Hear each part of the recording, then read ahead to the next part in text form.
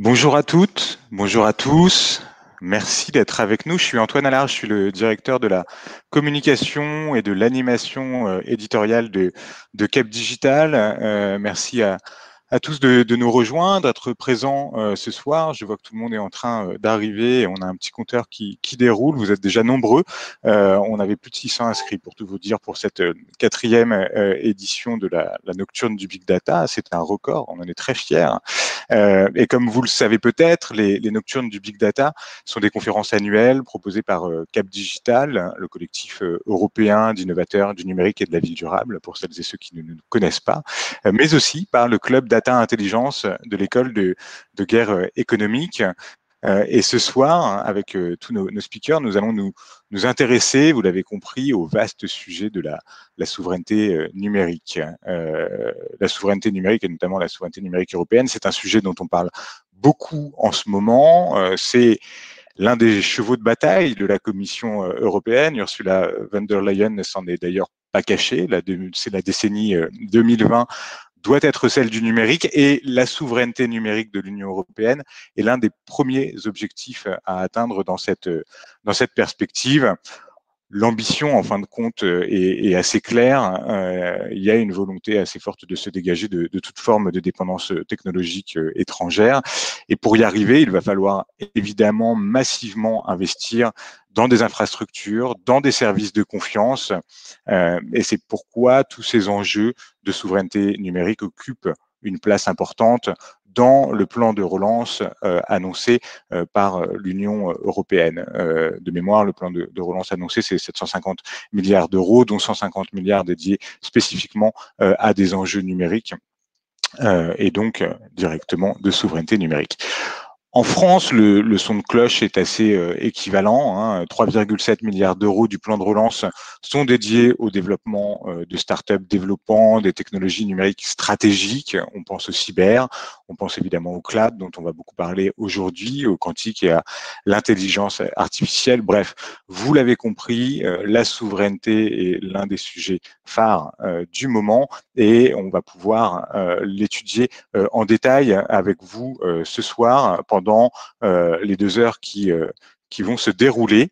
Et on a fait le choix avec les étudiants et les alumni de l'école de guerre économique d'explorer le sujet en s'attachant à 2 projets concrets menés sur la scène européenne et sur la scène nationale. D'un côté, le projet de cloud de confiance européen Gaia X, avec Servane Gier, Anne-Sophie Taillandier et Philippe Rouault, qui sont à mes côtés ce soir. Une table ronde qui sera animée par Yasmine Douadi, consultante en cybersécurité, gouvernance et management des risques, et qui fait partie de l'association de l'école de guerre économique.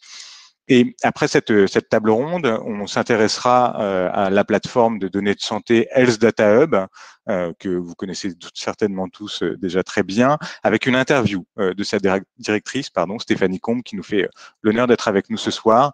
Interview qui sera conduite par Pierre Guédier, enseignant à l'Université catholique de l'Ouest et à l'école de guerre économique. Pierre qui est également déjà avec nous. Stéphanie nous rejoindra sur les coups de 18 heures. Voilà pour la brève introduction. Il ne me reste qu'à vous donner quelques petites indications pratiques. Vous avez sans doute remarqué qu'il y a 2 onglets à droite de l'écran. Un onglet questions qui sera réservé aux questions que vous souhaitez poser aux intervenants. On se gardera des slots dédiés pour prendre les questions que vous aurez posées dans l'onglet questions et les reporter à nos intervenants pour qu'ils y répondent directement. Donc, pour toutes les questions que vous voulez adresser à nos speakers, merci d'utiliser l'onglet questions. L'onglet chat, comme à lui, qui est déjà bien utilisé, est réservé plutôt au small talk, pour se saluer, pour se présenter, pour échanger des informations, des chiffres clés, des liens. Tout se passe dans l'onglet chat. Voilà, sachez également que cet événement, ce webinaire sera disponible en replay. Donc, si jamais vous n'avez pas le temps de rester avec nous jusqu'au bout, si vous êtes pressé par le couvre-feu, n'ayez pas peur, vous pourrez tout retrouver en replay et en vidéo. Et puis voilà, il ne me reste plus qu'à inviter sur scène le président de Cap Digital et professeur à l'école de guerre économique, Charles Huot, pour un petit mot de bienvenue. Charles, c'est à toi. Merci Antoine, bonsoir à toutes, bonsoir à tous. Un plateau exceptionnel ce soir pour pour cet événement sur le numérique souverain. Alors, on va aborder deux sujets. On va aborder le sujet des plateformes, on va aborder les sujets des données, de la protection des données. Donc, c'est assez intéressant, ça va être même assez passionnant. Merci aux intervenantes, on en a beaucoup ce soir, je suis ravi. Et merci à nos deux animateurs, hein, Yasmine et Pierre, qui vont respectivement animer ces ateliers. Je vois qu'il y a beaucoup d'amis de Cap Digital qui sont connectés ce soir. On est déjà plus de 150 connexions. Eh bien, passez une bonne soirée. Je vous retrouve à la fin de ces interventions pour tirer un coup de chapeau aux 4 jeunes étudiants de l'association de l'école de guerre économique qui ont aidé Antoine et toute son équipe à monter l'événement. À tout à l'heure.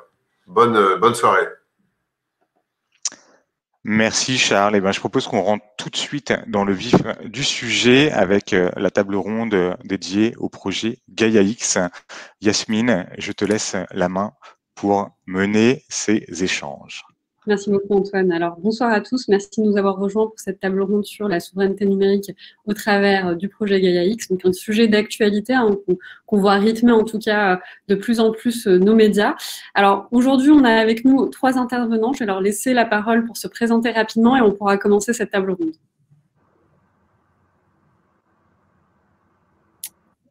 Je vais commencer. Donc bonjour, moi c'est Servane Ogier, je suis de la société 3DS Outscale, qui est le bras armé dans le cloud d'Asso Systèmes. Donc, on est une société qui a 10 ans d'existence, 160 collaborateurs et qui se positionne sur le cloud de l'hyperconfiance avec beaucoup de certifications et depuis 10 ans aussi sur l'angle de la souveraineté. Donc, c'est pour ça que aussi bien la discussion de ce soir que la participation à Gaia-X sont des choses assez naturelles et importantes pour nous. Je continue. Donc, Anne-Sophie Taillandier, moi, je dirige la plateforme TerraLab au sein de l'Institut Mines Télécom. Donc, Institut Mines Télécom, que vous connaissez sans doute, qui est le regroupement des écoles des mines et écoles télécom. La plateforme TerraLab existe depuis 7 ans, plus de 7 ans, et sa vocation est de pouvoir accompagner les entreprises, les institutions qui ont des données pour permettre des interactions avec le milieu de l'innovation, de la recherche et de l'enseignement autour de leurs propres données, en leur fournissant des moyens de confiance sécurisés, souverains, neutres. Et du coup, c'est dans ce sens-là qu'on a été impliqué assez tôt dans Gaia-X et qu'on a pu travailler ensemble sur l'élaboration de ce grand et beau projet. Bonjour à toutes et tous. Philippe Rouault, je suis directeur des systèmes d'information pour France Télévisions. Je suis aussi administrateur SIGREF.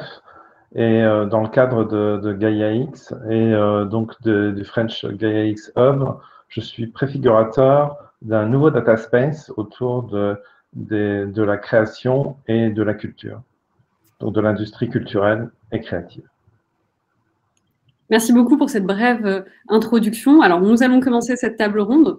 Emmanuel Macron appelle régulièrement à l'affirmation d'une souveraineté européenne dans tous les domaines, y compris le numérique. Dans ce cadre, comment définissez-vous la souveraineté numérique? Est-ce qu'elle doit être nationale ou est-ce qu'elle doit être européenne? Anne-Sophie Taillandier, je commence par vous. Grande question.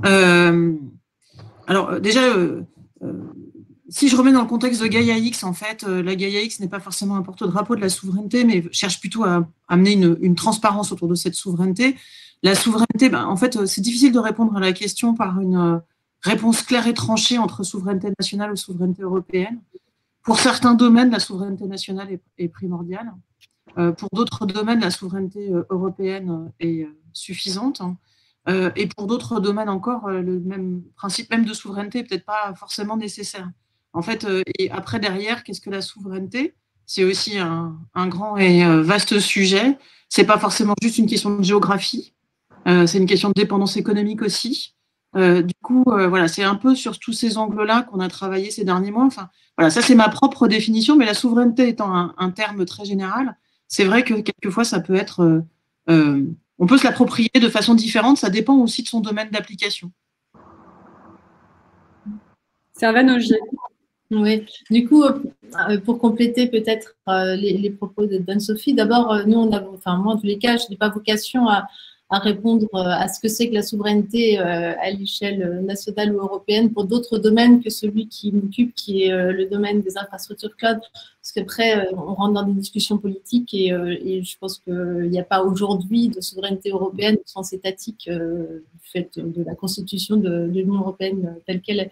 Donc là, en fait, si on peut parler de souveraineté européenne pour nos sujets, c'est parce que c'est le périmètre économique européen en fait qui permet de renforcer les efforts qu'on peut faire à l'échelle nationale. C'est notamment cet enjeu-là en fait qui drive le sujet. Parce qu'il y a déjà eu des tentatives pour développer des solutions de cloud à l'échelle nationale. Et je pense que typiquement, la segmentation du marché et la taille du marché français n'étaient pas suffisants pour avoir le bénéfice de ces efforts face à des mastodontes qui sont sur des marchés bien plus importants. Donc, l'enjeu européen, il est vraiment aussi en taille de marché et pas seulement… donc, dans ce sens-là, ce n'est pas la souveraineté politique qui nous intéresse. Merci beaucoup. Philippe Rouault. Alors, moi, je me suis replongé dans Wikipédia, en fait, en me disant, tiens, je vais regarder ce qu'il y a de marqué dans Wikipédia. J'ai trouvé une définition de Pierre Bélanger, qui est l'ancien président de Skyrock, mais qui a aussi beaucoup travaillé sur le numérique, de 2011, qui écrivait « La souveraineté numérique est la maîtrise de notre présent et de notre destin tel qu'il se manifeste et s'oriente par l'usage des technologies et des réseaux informatiques. » On parle de maîtrise. C'est vrai qu'aujourd'hui, 10 ans après, on se rend compte que la maîtrise absolue, c'est un rêve, mais on n'y arrivera pas complètement. En revanche, bien sûr, je pense qu'il y a vraiment des domaines où cette souveraineté européenne, française, peut tout à fait faire sens, en particulier dans des technologies émergentes comme l'intelligence artificielle, comme l'IoT, comme tout ce qui va être autour de technologies quantiques, où en fait on est à même du coup de passer à l'étape suivante, là où en fait l'étape, on va dire, qui a fait que les GAFA ont pris énormément de terrain, je pense qu'elle était un peu derrière nous, celle-ci. Donc il faut à un moment donné se projeter sur une nouvelle étape, en n'essayant pas de se battre sur les étapes d'aujourd'hui, pour lesquelles on est certainement présent, mais on n'est certainement pas dans la maîtrise totale de la gouvernance. Merci beaucoup. Alors, nous le disions au départ, aujourd'hui, nous allons mettre en lumière le projet Gaia-X, donc un projet qui a été quand même assez médiatisé, sur lequel on peut retrouver des informations un petit peu partout. Mais puisqu'on vous a aujourd'hui avec nous, Servane Ogier, on va essayer quand même de clarifier un petit peu plus ce projet. Qu'est-ce que le projet Gaia-X? Quels sont les objectifs, les acteurs et les initiateurs? Alors, le projet Gaia-X, d'abord, c'est un projet qui est de l'ordre du privé. C'est un projet qui est porté par des entreprises qui sont fournisseurs dans le domaine, fournisseurs de services, notamment dans le domaine du numérique, des entreprises qui sont utilisatrices de services numériques et des académiques, dont Anne-Sophie est une des grandes représentantes. Donc ça, c'est d'abord une chose qui est très très importante, c'est que Gaia-X, c'est l'association à la fois de gens qui consomment les services et des gens qui les construisent et des gens qui veulent les faire vivre à l'échelle européenne, qui veulent les développer. C'est une initiative aussi qui est portée par le politique, donc ça c'est important. En fait, sur les fonds baptismaux de Gaia-X, il y a les déclarations d'ouverture le 4 juin dernier de Peter Altmaier et de Bruno Le Maire. Donc au départ, c'est un mariage franco-allemand, mais qui dès le départ a une vocation à s'étendre à l'échelle européenne. Donc aujourd'hui, ça y est, en fait, dans les nouveaux membres, il y a une grande représentation européenne au-delà de la France et de l'Allemagne, et pas que européenne. On aura probablement l'occasion d'en discuter. Donc ça, c'est pour les initiateurs. Donc au départ, 22 membres fondateurs, 11 Allemands et 11 Français. Et depuis une dizaine de jours, depuis la dernière Assemblée Générale, 212 nouveaux membres qui nous ont rejoints de tout pays. Et c'est donc 234 du coup, membres se réunissent en fait autour d'une intention qui est de développer l'utilisation du cloud en Europe en créant les moyens en fait de renforcer les infrastructures en les rendant interopérables, c'est-à-dire que on n'a pas vocation à créer une infrastructure unique, un nouveau cloud provider, mais on veut faire en sorte que tous les cloud providers qui existent en Europe puissent être utilisés de manière interopérable entre eux pour renforcer la capacité globale qu'ils apportent aux entreprises. Avec cette partie infrastructure, on va développer également des couches de services qui vont permettre derrière, enfin plutôt par-dessus, parce que la représentation classique de Gaia X, c'est ce fameux X avec les espaces de données au-dessus et l'infrastructure en dessous et les services fédérés au milieu. Donc, de développer l'usage de la donnée pour l'ensemble des industries. C'était un des grands vœux de Ursula von der Leyen, hein, de lâcher prise, utiliser toute la puissance inexploitée aujourd'hui des données industrielles en Europe. Voilà pour les grands objectifs de Gaia X sur cette initiative à laquelle nous participons depuis le premier jour. Merci Servane. Anne-Sophie, est-ce que vous avez des éléments à compléter? Je félicite Servane pour sa très bonne définition. Bravo. Pour ceux qui nous voient, en fait, avec Anne-Sophie, on est depuis le premier jour et donc on a énormément de réunions ensemble sur les. Je pense qu'on passe nos semaines ensemble et on se disait, bon, c'est dommage qu'on ne puisse pas être tous au studio de Cap Digital, mais on trouvait que c'était la bonne occasion de se voir parce que, pour info, les membres là, qui ont travaillé autour de Gaia X ne se sont plus vus physiquement. Enfin, on est en conférence toute la journée depuis le 4 février 2020, donc on trouve que le temps est long, mais bon, bref. Voilà. Ça, c'est notre petit. Mais bon, on est tous dans la même situation. Mais ce que je veux dire, oui, non, mais voilà, c'est exactement ça. En fait, ce qui est clair, ce qu'il faut vraiment appuyer, c'est sur le fait que ce qui n'est pas Gaia X. Donc Gaia X, ça n'est pas le fait, parce que ça, il y a eu une confusion par certains articles, etc., sur le fait de vouloir refaire un hyperscaler européen. Donc c'est clair que c'est vraiment pas ça. C'est plutôt de se dire que. Alors moi, je me mettrais même aussi du côté des utilisateurs, et puis peut-être que Philippe a des choses à dire aussi du côté des utilisateurs, mais actuellement. Tel que le marché existe, en fait, il y a un vrai risque pour les utilisateurs de se retrouver enfermés dans une solution. Les règles ne sont pas très claires, la portabilité, la réversibilité, l'interopérabilité, et peut-être que le jour où, en fait, il y a un besoin ou une envie de changer de provider, ce ne sera pas aussi simple que ce qu'on imaginait au départ. Donc, ces services fédérés, là dont parlait Servane, c'est vraiment ça. C'est vraiment d'abord, d'avoir des règles du jeu qui soient claires et que les utilisateurs puissent faire un choix éclairé avec des offres qui puissent être comparables, ce qui est quand même très compliqué là actuellement. Et puis après, derrière, de se dire que il y a des services qui pourront permettre de faire cette interopérabilité. C'est vrai qu'il y a aussi toute une communauté open source qui est assez forte autour de Gaia X et qui va amener cette partie de composants. Et puis le haut du X, comme disait Servane, dont Philippe parlait tout à l'heure avec l'espace de données pour les médias, c'est vraiment aussi de se dire que ça, c'est aussi la possibilité de créer des espaces de données européens qui vont permettre d'avoir des masses de données suffisamment critiques pour permettre de développer des nouveaux produits, des nouveaux services, de la recherche, de l'innovation, en tout cas, sur ces données-là. Donc voilà, c'est donner des standards, des architectures de standards, des règles du jeu, des services fédérés qui vont permettre finalement de fédérer ces cloud providers et ces utilisateurs parce que les entreprises ont besoin de travailler en écosystème pour partager des données, par exemple. Et les cloud providers, c'est aussi un atout en Europe de pouvoir avoir ces règles du jeu. Ça permet une meilleure compétitivité, en fait, au final, une compétitivité plus claire entre fournisseurs de services. Merci beaucoup, Anne-Sophie. Alors, je ne vous apprends rien. N'est-ce pas ? Le marché des infrastructures cloud est aujourd'hui dominé par 3 fournisseurs. On a AWS d'Amazon, GCP de Google et Azure de Microsoft. Est-ce que Gaia X aujourd'hui arrive trop tard ? Est-ce qu'il a ses chances de prospérer face à ces acteurs ? C'est à moi de commencer ? Oui. Alors, oui. Non, ça n'arrive pas trop tard. En fait, je veux dire, comment dire ? Ça aurait été bien que ça arrive plus tôt. Ça, on aurait bien aimé on aurait tous bien aimé que ça arrive beaucoup plus tôt. Après, ça n'est pas trop tard. C'est-à-dire que il y a aussi un sentiment général d'avoir ces règles du jeu, en fait. Je ne sais pas comment les expliquer autrement. C'est-à-dire que là, actuellement, effectivement, il y a des acteurs majeurs et l'idée n'est pas de les remplacer, ces acteurs majeurs. Mais je dirais que même pour ces acteurs majeurs, cette transparence, en fait, elle va être nécessaire. C'est-à-dire que moi, ce que je vois aussi parmi les partenaires avec lesquels on travaille, c'est qu'une entreprise n'a plus un seul cloud. Une entreprise, en tant que telle, elle est déjà multi-cloud. elle va avoir une partie, je ne sais pas moi, de son infrastructure, elle va en avoir choisi un. Il y a certaines autres choses qu'elle va garder chez elle, elle va en prendre encore une autre, un autre provider pour un autre. Donc, ces problèmes, il y a un moment, quand on voit que les données, on a besoin de les partager, quand on voit que les domaines, que tout ce qu'on fait en IA, en fait, on a besoin de données qui viennent de sources hétérogènes. Ça peut être, c'est vrai entre entreprises, mais c'est vrai aussi au sein d'une même entreprise.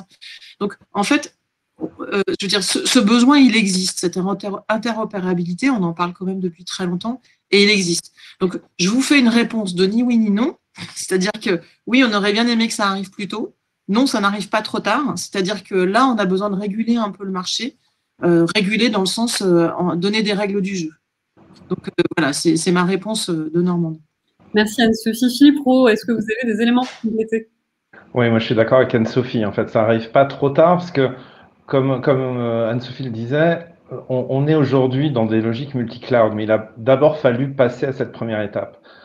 Et donc aujourd'hui, on comprend un peu les difficultés, les points de blocage qui font qu'on comprend mieux, on est plus mature pour pouvoir justement spécifier les règles qu'on voudrait voir respectées par ses fournisseurs. Et un autre élément aussi, le fait que je pense que ce n'est pas trop tard, c'est aussi parce que finalement les GAFA, enfin Google, Amazon, Microsoft, Oracle, s'intéressent à GaiaX en fait, ne tournent pas le dos, au contraire, ils sont là. Et ils ne seraient pas là du tout, je pense qu'on pourrait s'inquiéter en se disant on est certainement un peu trop tard, personne ne s'intéresse à ça, c'est purement une réflexion purement européenne ou pourquoi pas franco-allemande uniquement. Et donc, du coup, on pourrait se dire, il y a risque que ça n'aboutisse pas. Aujourd'hui, l'intérêt des grands acteurs internationaux pour GaiaX fait que, je pense, ça va être un succès et ça va du coup apporter un cadre et une sorte de solidité à plus long terme et non pas dans une sorte d'évolution au gré des seuls fournisseurs. Donc, je sais que c'est un peu étrange de dire ça, mais quelque part, l'intérêt de ces acteurs américains me semble être une caution pour GaiaX et non pas quelque chose qu'il faut éviter. Merci beaucoup Philippe Rouault. Alors, vous m'en parlez au début, lorsqu'on a commencé cette table ronde sur la notion de souveraineté. On observe aujourd'hui que certains opposent la souveraineté et le protectionnisme à l'efficacité économique. Est-ce que selon vous, il est nécessaire d'imaginer un cloud souverain? Est-ce que c'est possible aujourd'hui sans impliquer les GAFAM? Philippe Rouault, vous en pensez quoi? À nouveau, c'est ce terme souverain. Je pense que plutôt que de parler de cloud de souverain, on ferait mieux de parler de cloud de confiance. À un moment donné, en effet, on l'a évoqué tout à l'heure, il y a eu en France des initiatives, Numergy, CloudWatt, citons-les, je pense qu'il y a prescription, presque, qui se voulaient totalement souverains. Et en effet, ça n'a pas été une réussite. Donc aujourd'hui, on a besoin d'avoir des éléments de règles qui nous mettent à l'abri d'un certain nombre de contrôles extraterritoriaux, qui nous mettent à l'abri de certaines évolutions que nous ne maîtrisons pas. Donc, on n'est pas forcément dans le souverain absolu. On ne sera pas capable de construire le hardware, les équipements réseau et tout le logiciel qui nous permettrait d'être entièrement indépendants, souverains à la Corée du Nord, quoi, entre guillemets. Et je pense très honnêtement que c'est vraiment pas l'objectif aujourd'hui. En revanche, d'être dans un environnement de confiance avec des règles que l'Europe, que la France a portées et qui sont obligatoires pour avoir un label, et on verra, et qui seront auditées. C'est aussi quelque chose de très important. Ce n'est pas un déclaratif GaiaX. On se déclare pas compatible avec GaiaX. On est obligé d'être conforme et et les fournisseurs seront audités. C'est un élément qui me paraît extrêmement important. Et donc, on sera dans cet environnement de confiance connu et qui peut s'inscrire dans le temps. Merci beaucoup Philippe. Anne-Sophie, qu'en pensez-vous? Non, mais ça complète et je suis parfaitement alignée avec ça et je pense que c'est vraiment le cloud de confiance qui est important. Je pense que c'est ça le point important. Et effectivement, revenir même par rapport à la réponse de Philippe à la question précédente, le fait que les grands acteurs, les hyperscalers, les GAFA ou les BATX soient dans GaiaX est plutôt un bon signe. C'est-à-dire qu'effectivement, il vaut mieux les avoir avec nous, dans le sens où et ça montre qu'ils en ont besoin aussi pour attaquer le marché européen. Donc voilà, c'est juste ce point-là que je voulais renforcer par rapport à sa question. La question du cloud souverain, voilà, c'est un peu un serpent de mer et comme pour revenir même par rapport à la première question sur qu'est-ce que c'est que la souveraineté, c'est un serpent de mer aussi parce que voilà, la souveraineté est une vaste question. Merci beaucoup Anne-Sophie. Servane, un dernier mot? Oui, peut-être parce que d'abord, moi, quand j'entends qu'il faut parler de cloud de confiance, c'est une douce musique pour mes oreilles parce qu'on se positionne vraiment sur cette logique de confiance et d'hyper-confiance avec cette idée très forte que la confiance ne se décrète pas, elle se prouve en fait, et nous on la prouve avec toujours le plus haut niveau de certification. Donc effectivement, en fait, Gaia X, ça va être l'occasion d'avoir des labels, enfin un label qui permettra de dire voilà, tels services sont conformes à l'esprit de Gaia X. Alors ceci dit, quand même, parce on est un peu tourné autour de ce sujet de souveraineté, on a quand même quelques critères aujourd'hui qui nous paraissent très très importants en fait pour déterminer cette confiance et qui s'appuient sur des logiques de souveraineté.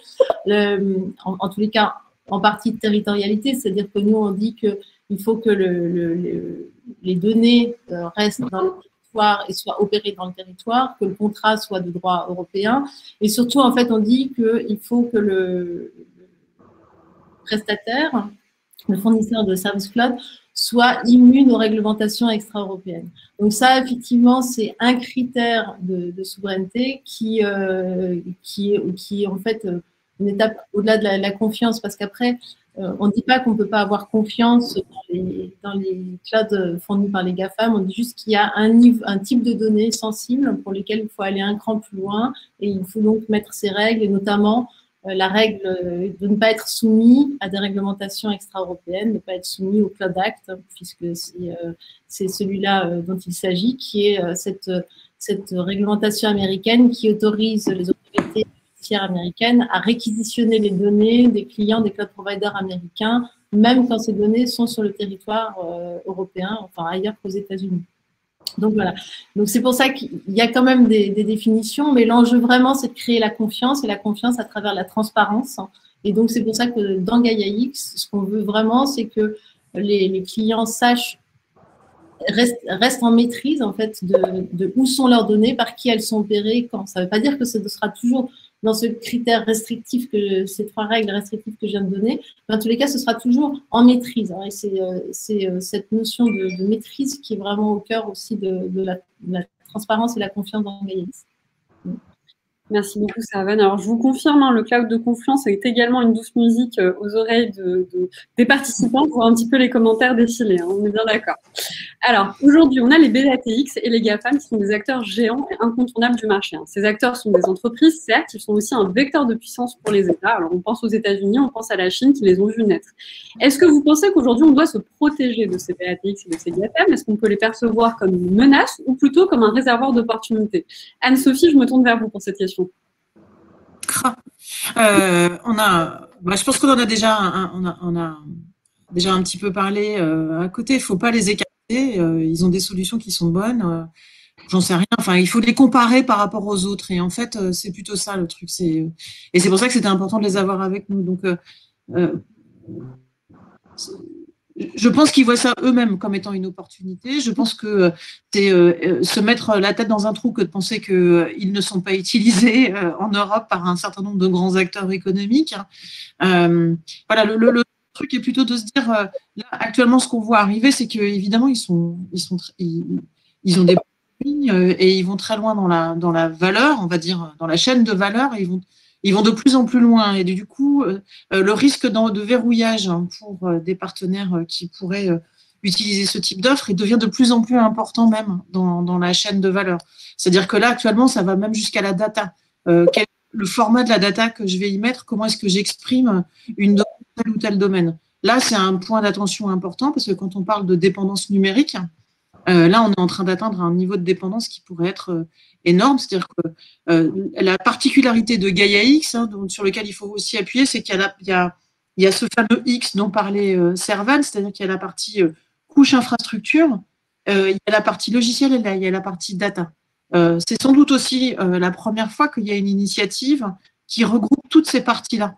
Et qui va être finalement un point d'entrée unique où l'un utilisateur, quelqu'un qui est intéressé par des critères de Gaia X ou par des règles du jeu de Gaia X, va pouvoir avoir en un seul endroit une vue complète de cette chaîne de valeur. Et donc, ça ne répond pas exactement à votre question autour des BATX et des GAFA, mais quand même, eux-mêmes vont de plus en plus loin dans cette chaîne de valeur, ce qui n'est pas forcément le cas de tous les acteurs nationaux ou européens. Et du coup, ça montre encore plus le besoin de cette transparence, parce que ce besoin il va être de plus en plus important. C'est-à-dire qu'après, sinon, on va retrouver des acteurs qui vont être complètement verrouillés, des acteurs économiques européens qui peuvent être complètement verrouillés chez ces entreprises-là.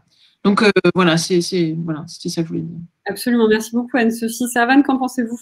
Alors en fait, moi je pense que forcément quand on voit des acteurs qui commencent à avoir des capitalisations boursières supérieures au PIB de bien des États, qui commencent à faire monnaie, à être présents dans tous les secteurs, y compris la conquête spatiale. Alors forcément, moi, en tant que citoyenne, hein, pas en tant que cloud provider, mais en tant que citoyenne, je suis un peu inquiète parce qu'on est loin d'un process démocratique et ils ont un poids sur la société du fait de leur taille. Donc voilà, dans ce sens-là, je pense qu'il y a une inquiétude. Après, d'un point de vue des entreprises et des services qu'ils proposent là pour le coup dans le numérique, parce que ça reste des sociétés qui sont des drivers d'innovation phénoménaux. Alors, ils vont vite et ils apportent beaucoup. Donc, ils apportent aussi aux entreprises européennes qui utilisent leurs services aujourd'hui majoritairement, hein, donc, et qui en bénéficient, certes avec des risques de verrouillage, donc il faut s'en prémunir, mais d'un point de vue de l'activité, il ne faut pas tout rejeter. Il faut juste créer des règles qui permettent de ne pas être justement complètement verrouillés, de ne pas être en complète dépendance et de préserver nos démocraties. Là, ils sont vraiment des grands innovateurs. Merci beaucoup, Servane. Philippe Rouault, un dernier mot peut-être pour compléter? Oui, c'est assez convergent. Je pense qu'en effet, ce sont des accélérateurs d'innovation et de possibilités d'accélérer le time to market. Je pense en particulier à l'intelligence artificielle ou ce genre de choses. C'est vrai que du coup, il est très facile et simple de monter des infrastructures qu'on aurait du mal à monter on-premise. En revanche, je pense qu'il faut en effet s'en protéger, ne serait-ce que par une démarche d'analyse contractuelle fine. Il y a des choses dans les contrats qui sont très volumineux, mais je pense qu'il faut malgré tout s'y pencher. Il y a des choses qui peuvent être étranges, d'aspiration de données ou de contenu de navigation qui peuvent être dans les contrats et qu'il faut extraire et supprimer et faire retirer des contrats. Et il y a aussi, et ça on a cette réflexion-là au niveau du CIGREF, le fait que certains acteurs entrent finalement en concurrence avec les grandes entreprises. Donc commence à avoir une activité complètement de publicité, mais aussi nous on est aussi dans le cas où finalement Amazon a Amazon Prime et propose de la vidéo et va proposer Roland Garros. On va avoir une diffusion conjointe de Roland Garros en France. Donc on voit bien qu'un acteur qui au départ n'a pas vocation à être typiquement en face de métier, dans le monde du retail, dans le monde du luxe, il y a des vraies réflexions à savoir exactement quel est le rôle de ces acteurs, de ces GAFA et comment est-ce qu'ils vont être demain des concurrents directs. Merci beaucoup Philippe pour cette réponse. Les données personnelles sont à la fois une ressource pour les entreprises et un enjeu stratégique de gouvernance pour les États. On le voit par exemple en Chine où le big data est au service d'un contrôle strict de la population. On peut imaginer également les révélations de Snowden sur le système américain échelon qui ont montré que des puissances étrangères pourraient aussi exploiter nos données. Et donc, est-ce que le RGPD peut être perçu comme une tentative visant à créer une souveraineté européenne sur les données personnelles? Anne-Sophie. Alors, le RGPD, c'est surtout une protection du citoyen. Alors, après, est-ce que c'est une tentative d'une souveraineté européenne? Peut-être, sans doute, j'en sais rien. En tout cas, cette réglementation qui a quand même quelques années maintenant, au début, du coup, je la trouve intéressante dans le sens où au début, pour beaucoup, l'ont perçue comme étant une contrainte. Et en fait, a été perçue au final plutôt comme une innovation. Et c'est ça que je trouve important dans le RGPD. C'est d'abord que moi, en tant que citoyenne, même en enlevant ma casquette IMT, Gaia X et tout ce que vous voulez, j'ai besoin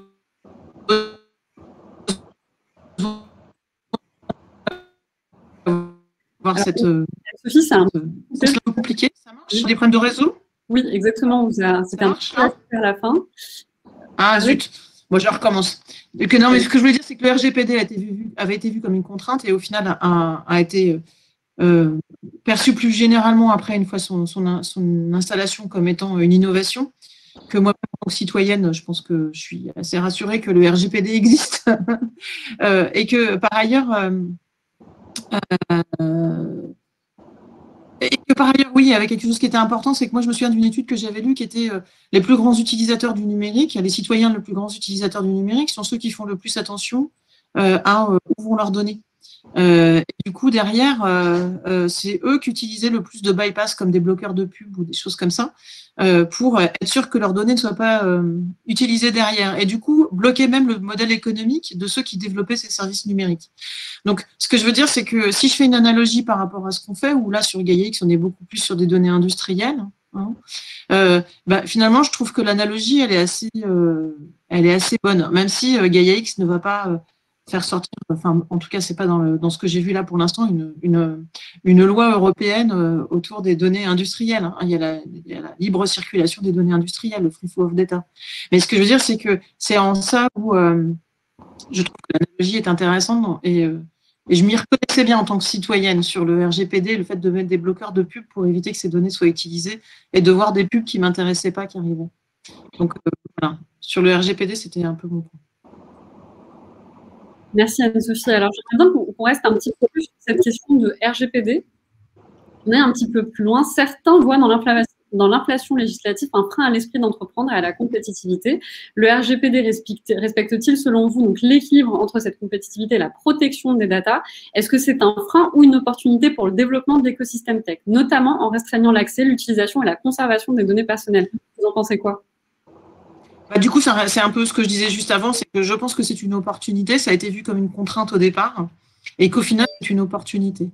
Alors évidemment, hein, c'est pas simple, hein, mais en tout cas, c'est une opportunité business plutôt. Et quand je parlais des bloqueurs de pub ou des choses comme ça, je pense que derrière, ça détruit le fait de n'avoir aucune réglementation et que ce soit un peu le Far West, faisait que le modèle économique en lui-même de tous ces providers était à risque. Merci beaucoup. Philippe Rouault, qu'est-ce que vous en pensez? Oui, je pense qu'aussi c'est une nouvelle étape de maturité. Ça nous a permis d'avancer dans la cartographie de nos données, dans nos process et de réfléchir à comment respecter la vie du citoyen, parce que c'est quelque chose de très important pour France Télévisions. Nous ne commercialisons pas les données d'utilisation de nos services numériques. Au-delà de ça, ça pose aussi des problèmes de conformité. Et aujourd'hui, ces règles de conformité s'ajoutent les unes aux autres. Et entre autres, lorsque vous êtes présent sur Apple, sur Google, donc avec du RGPD, vous êtes obligé de respecter différentes règles. Et c'est vrai qu'il serait intéressant à un moment donné de faire que le RGPD soit la seule et unique règle à respecter, et non pas un empilement de différentes règles de chacun des prestataires, ayant du coup des spectres de règles à respecter différents, sur des périmètres différents. En revanche, on peut aussi dire que le RGPD, a priori, fait aussi suscite un intérêt, puisque la Californie est en train d'adopter un règlement qui s'inspire du RGPD. Donc, ça va quelque part dans le bon sens. Ce qu'on peut espérer, c'est que ce soit à un moment donné quelque chose d'un peu plus unifié et unique, et en particulier pour Apple et Google.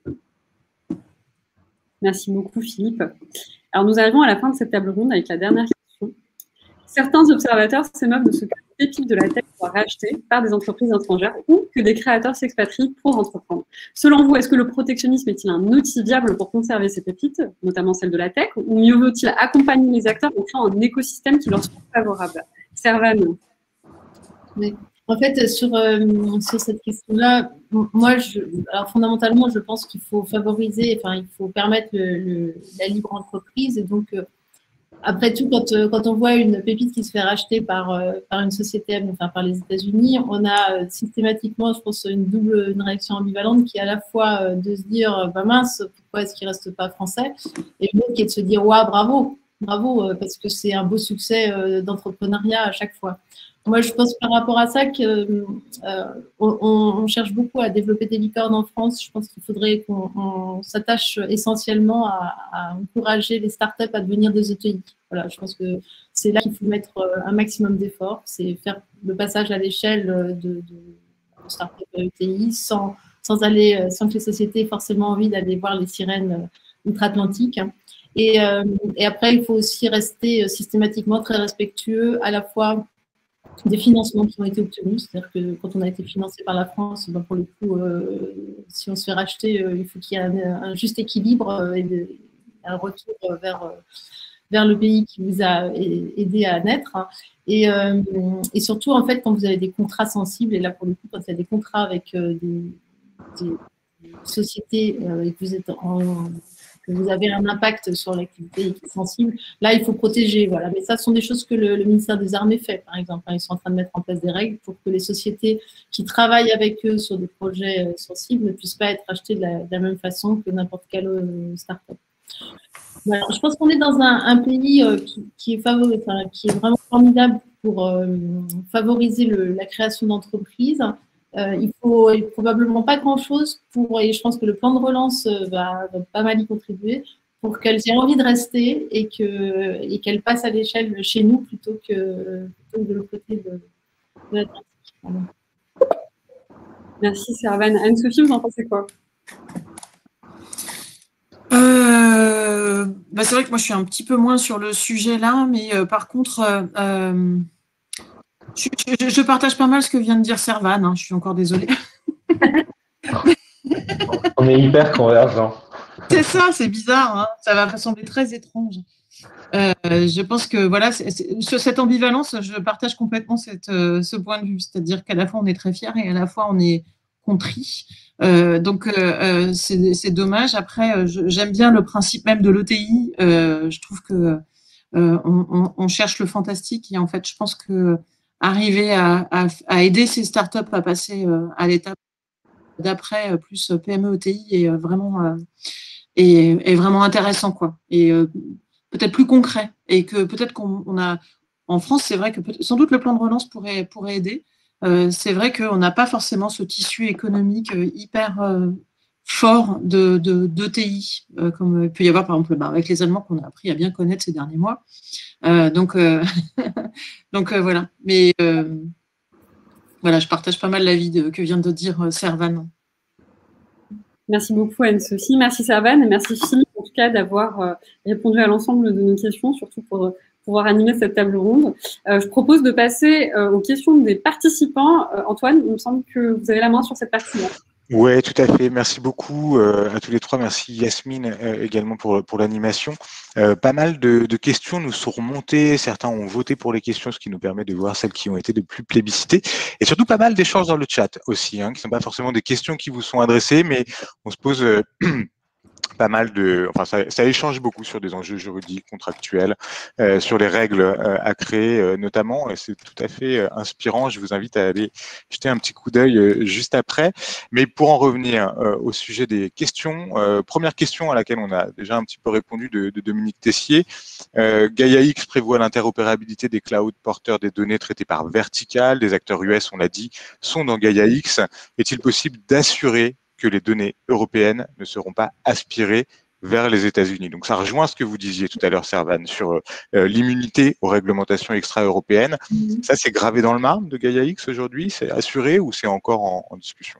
Alors moi, je veux bien faire une première réponse sur cette question-là que j'avais aperçue, mais je n'ai pas eu le temps de répondre dans le chat. Parce qu'effectivement, on l'a vu, on l'a dit, donc Gaia-X est ouvert à des sociétés américaines et chinoises qui vont participer, alors qui ne vont pas pouvoir être membres du conseil d'administration, puisque la clé quand même, c'est que les valeurs définies pour Gaia-X sont européennes et donc ce sont uniquement des sociétés européennes qui peuvent être à ce conseil d'administration. Néanmoins, donc les Américains sont là.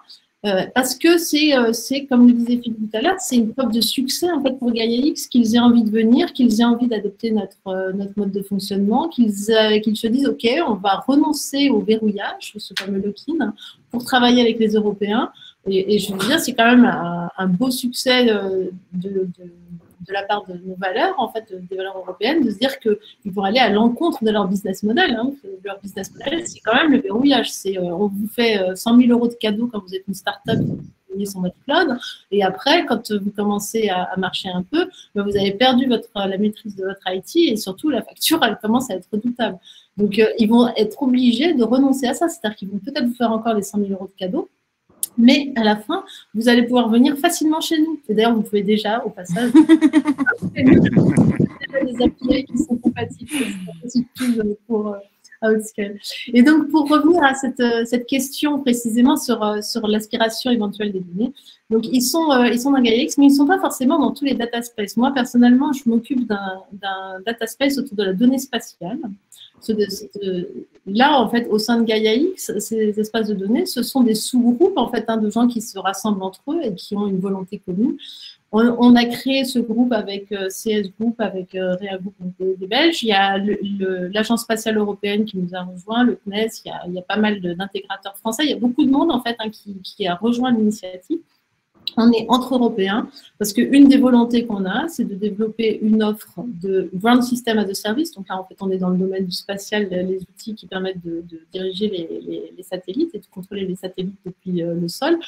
Et on a vocation à créer une offre concurrente de celle que les Américains ont, en l'occurrence AWS et Microsoft ont.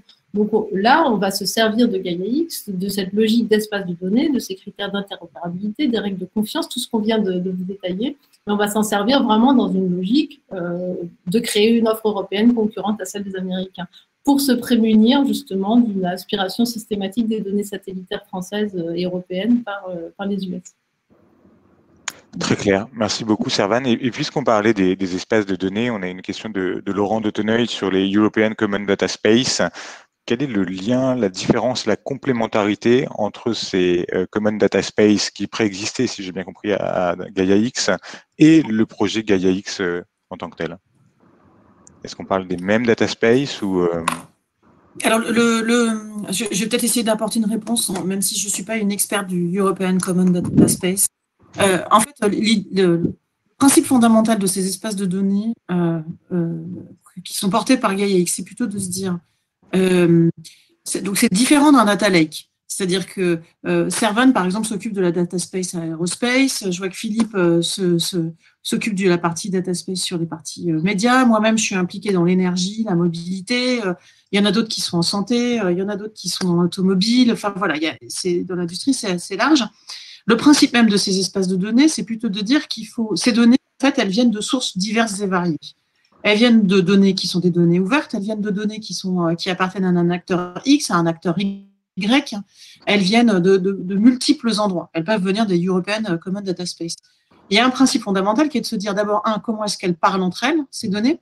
Comment est-ce que ces acteurs… Alors déjà, des acteurs, si je parle de la mobilité, par exemple, quand ils sont 4, 5, ils échangent déjà de la donnée. Ces échanges de données existent déjà et sont couverts par des contrats. Là, c'est plutôt de se dire, si je passe de la dimension de 4-5 à la dimension de 400. C'est-à-dire que si à un moment, j'arrive à créer cet écosystème qui va devoir travailler autour d'une donnée. Si moi, en tant qu'entreprise, à un moment, je veux pouvoir exposer une certaine catégorie de mes données. Comment est-ce que je peux le faire? Dans quelles conditions je peux le faire? Comment je peux attacher à ces données un usage, un droit d'usage, c'est-à-dire que finalement, ce qui existe dans ces clauses, dans ces contrats, finalement, comment est-ce que la donnée peut le porter? Quelles sont les architectures techniques qui vont pouvoir permettre de partager cette donnée? Comment est-ce que cette confiance va pouvoir se faire? Donc, après, les natures même des données qui sont exposées, en fait, elles sont variables. Elles peuvent être, je dis, l'open, de l'industrie ou autre. Je ne sais pas si c'est hyper clair ce que j'ai dit, mais en tout cas, voilà, le principe de ces espaces de données, c'est de dire d'abord, il va falloir qu'elles parlent entre elles. Donc, il y a des problématiques de déontologie, quand on parlait de standards tout à l'heure. Il va falloir qu'elles soient basées quand même sur des architectures qui soient aussi interopérables. Donc là, on a besoin d'avoir des bases aussi sur des architectures.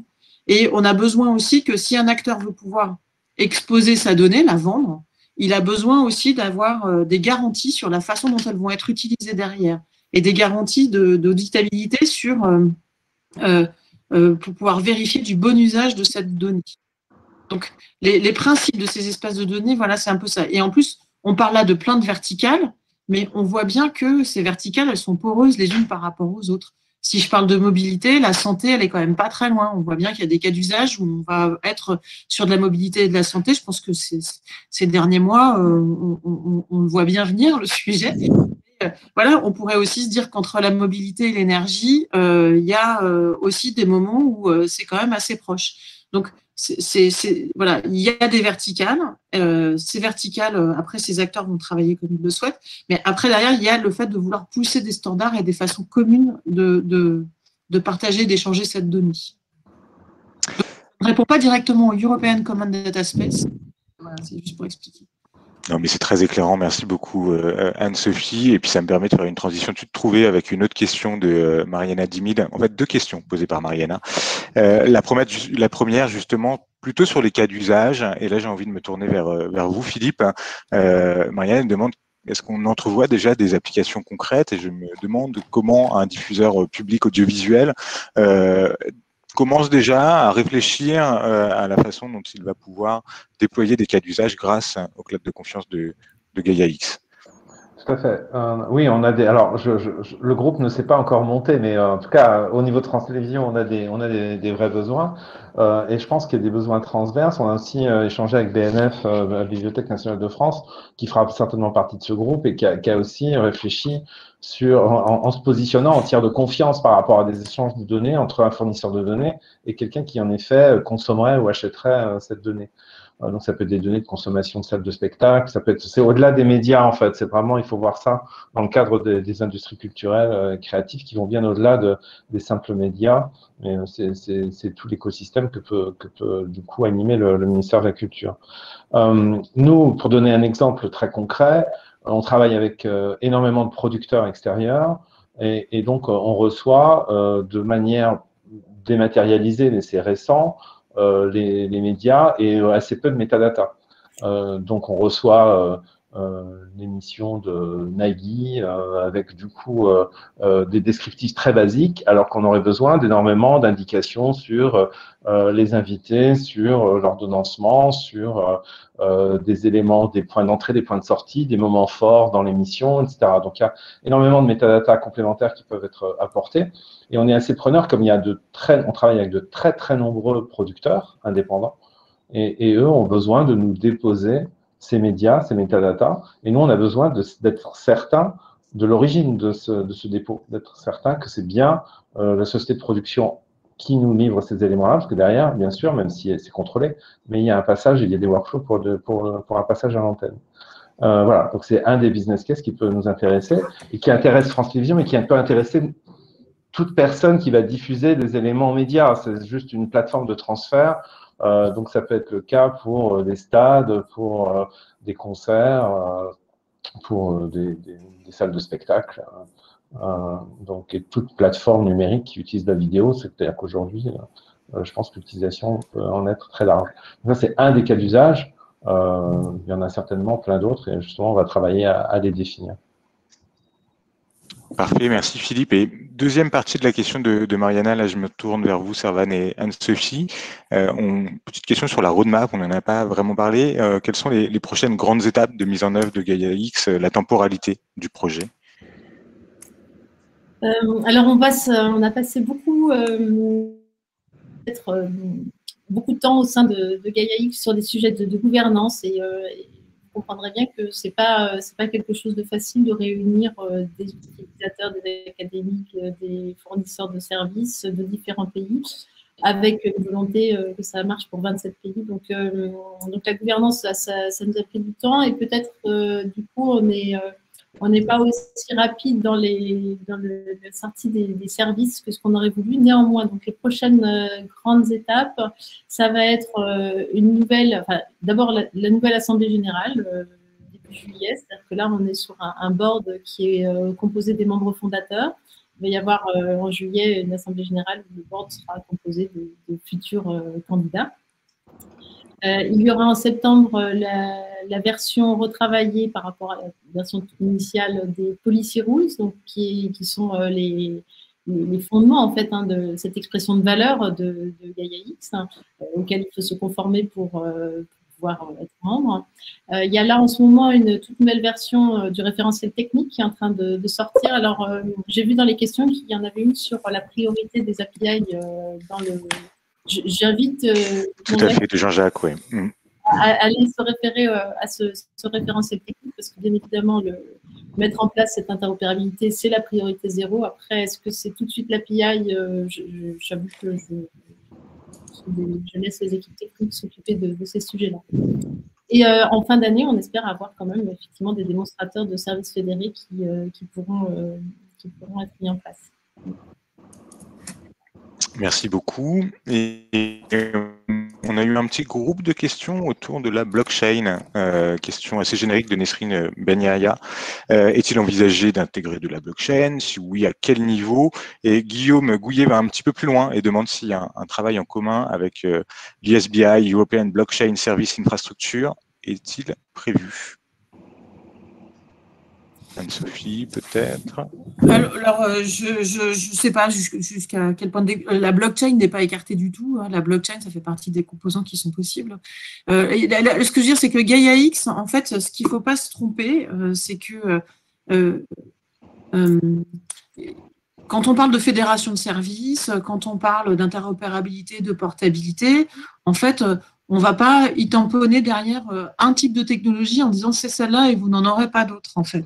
C'est pour ça que les documents que Servan décrit, qui sont les documents d'architecture technique, on a une première version des Policy Rules aussi qui avait été publiée, la deuxième version des Policy Rules va arriver en septembre, effectivement. Ça, c'est des documents qui sont fondamentaux et je dirais que ça, c'est le cœur de Gaia-X. Après, les technos et la façon de le faire derrière, à partir du moment où il y a une compatibilité, à partir du moment où il y a tout ça, en fait, il n'y a pas de… Au sein de Gaia-X, comme vous pouvez le voir, parmi les 234 membres, hein, c'est ça ce que tu disais, Servan, voilà.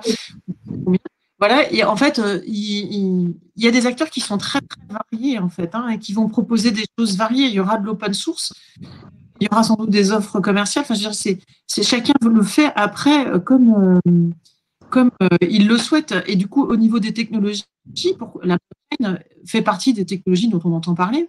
Du coup, c'est une solution, mais il n'y a pas de tamponnage de la part de Gaia-X en disant ça, c'est la techno qu'il faut. En fait, c'est ça que je pense qui est important de comprendre et qui est quand même spécial à comprendre dans Gaia-X.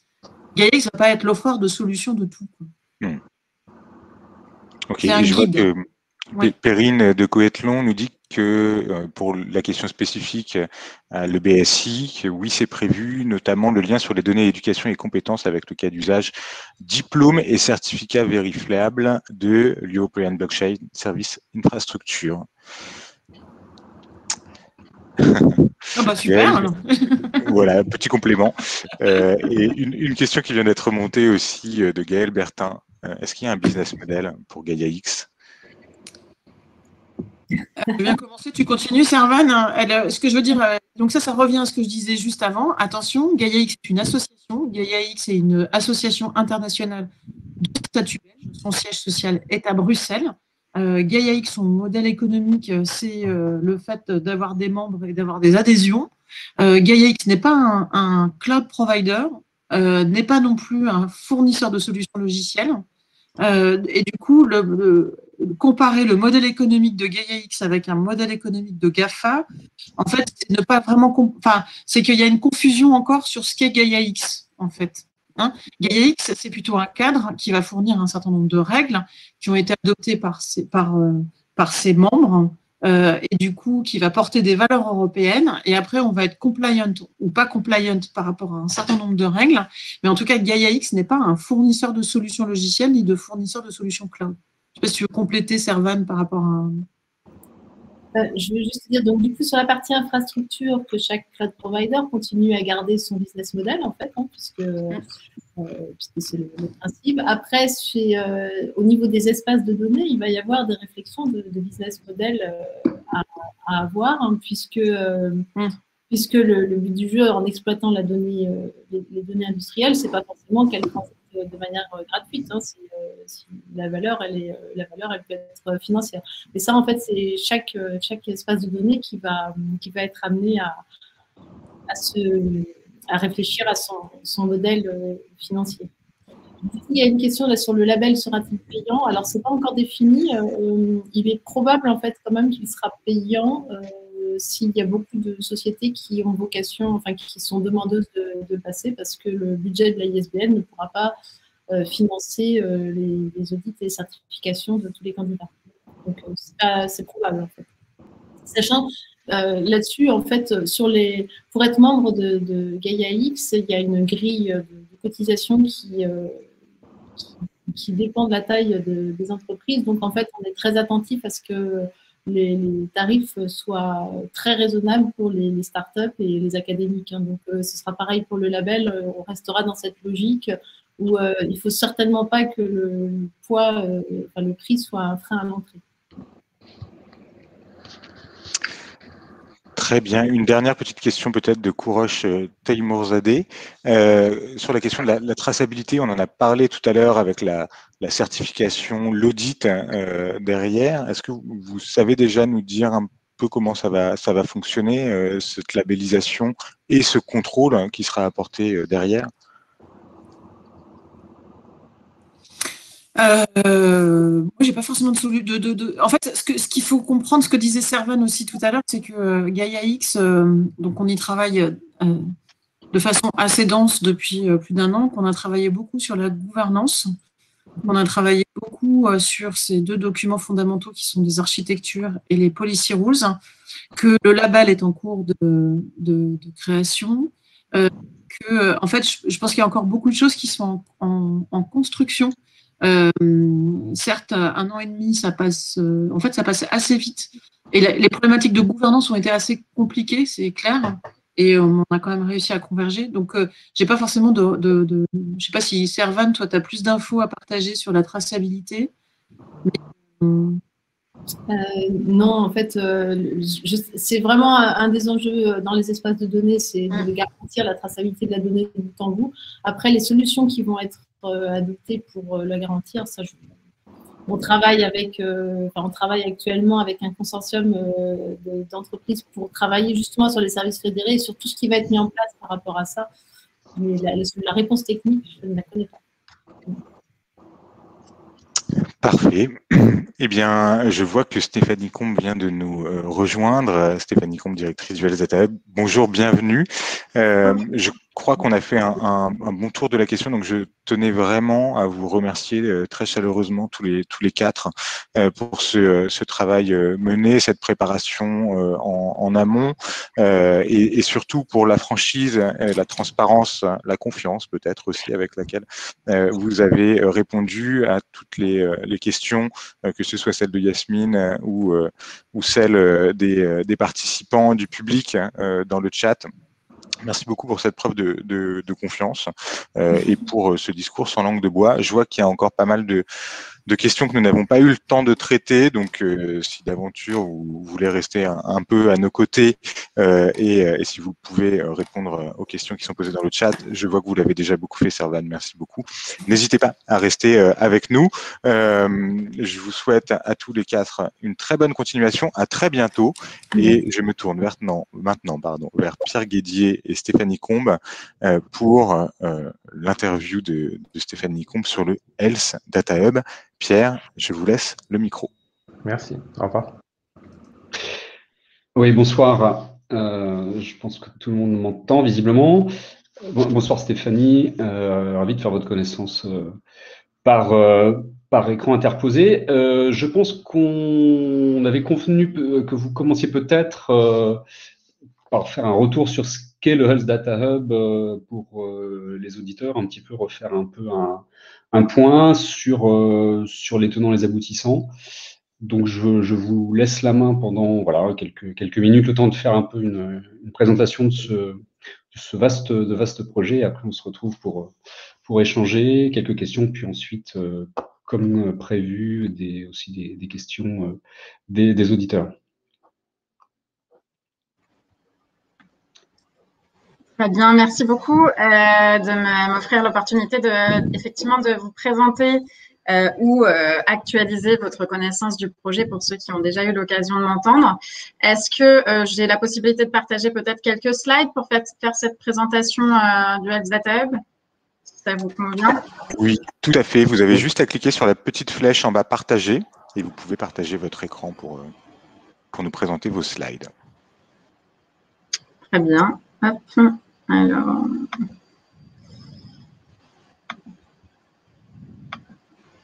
je pense que là, vous devez normalement le voir. Et... C'est en train d'arriver. Tout à fait, on voit. Parfait. Très bien. Bah, écoutez, je vais faire assez rapide. Hein. L'idée, c'est de vous faire de fixer quand même un petit peu le décor en introduction. Donc, peut-être revenir très rapidement sur la genèse de ce projet Health Data Hub, qui trouve ses racines dans les travaux de Cédric Villani, qui commence à dater un petit peu maintenant, hein, puisqu'on parle du printemps 2018, où Cédric Villani, donc le député, avait fait des recommandations pour développer des usages d'intelligence artificielle en France. Il avait notamment préconisé la mise en place de plateformes de partage des données dans différents secteurs, et le secteur de la santé était identifié parmi les 4 secteurs prioritaires. Donc, suite à la remise de ce rapport, le président de la République avait annoncé la création d'un hub de données de santé, qui est devenu d'ailleurs un des axes de la stratégie nationale d'intelligence artificielle.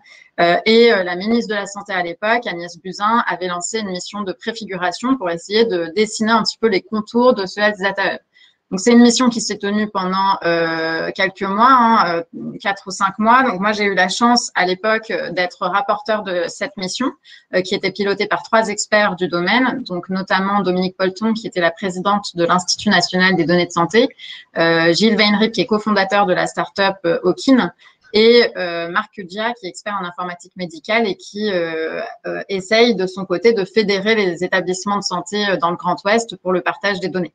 Donc, pendant plusieurs mois, on a mené un peu plus d'une centaine d'auditions pour essayer de comprendre de quoi on parlait quand on parlait de données de santé, quels étaient les cas d'usage possibles et puis surtout les freins à la réutilisation des données de santé en France et comment les lever.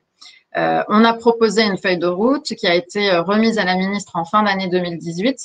Et la ministre nous a confié la mission, donc à la direction dans laquelle je travaillais au ministère, de mettre en œuvre cette feuille de route.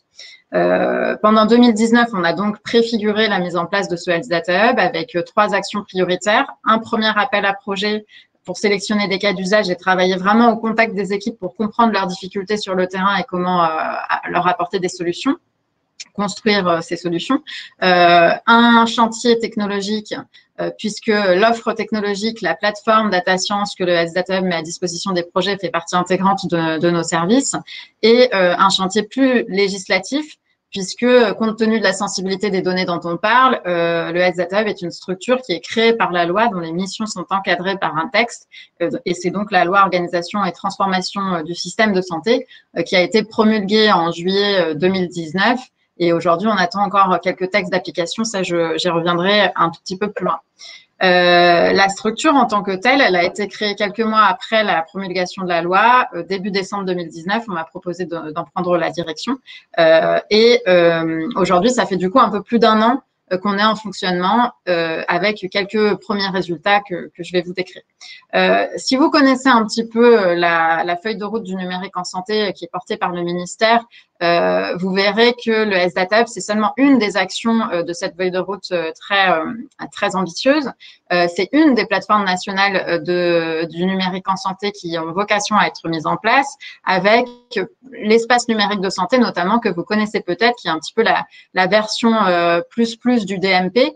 Une sorte de marketplace où vous aurez des applications pour accompagner le patient au quotidien. Et on peut imaginer que dans le futur, vous aurez des applications qui seraient développées au niveau du Health Data Hub sur des données de recherche et qui pourraient être mises en service dans l'ENS quelques années plus tard.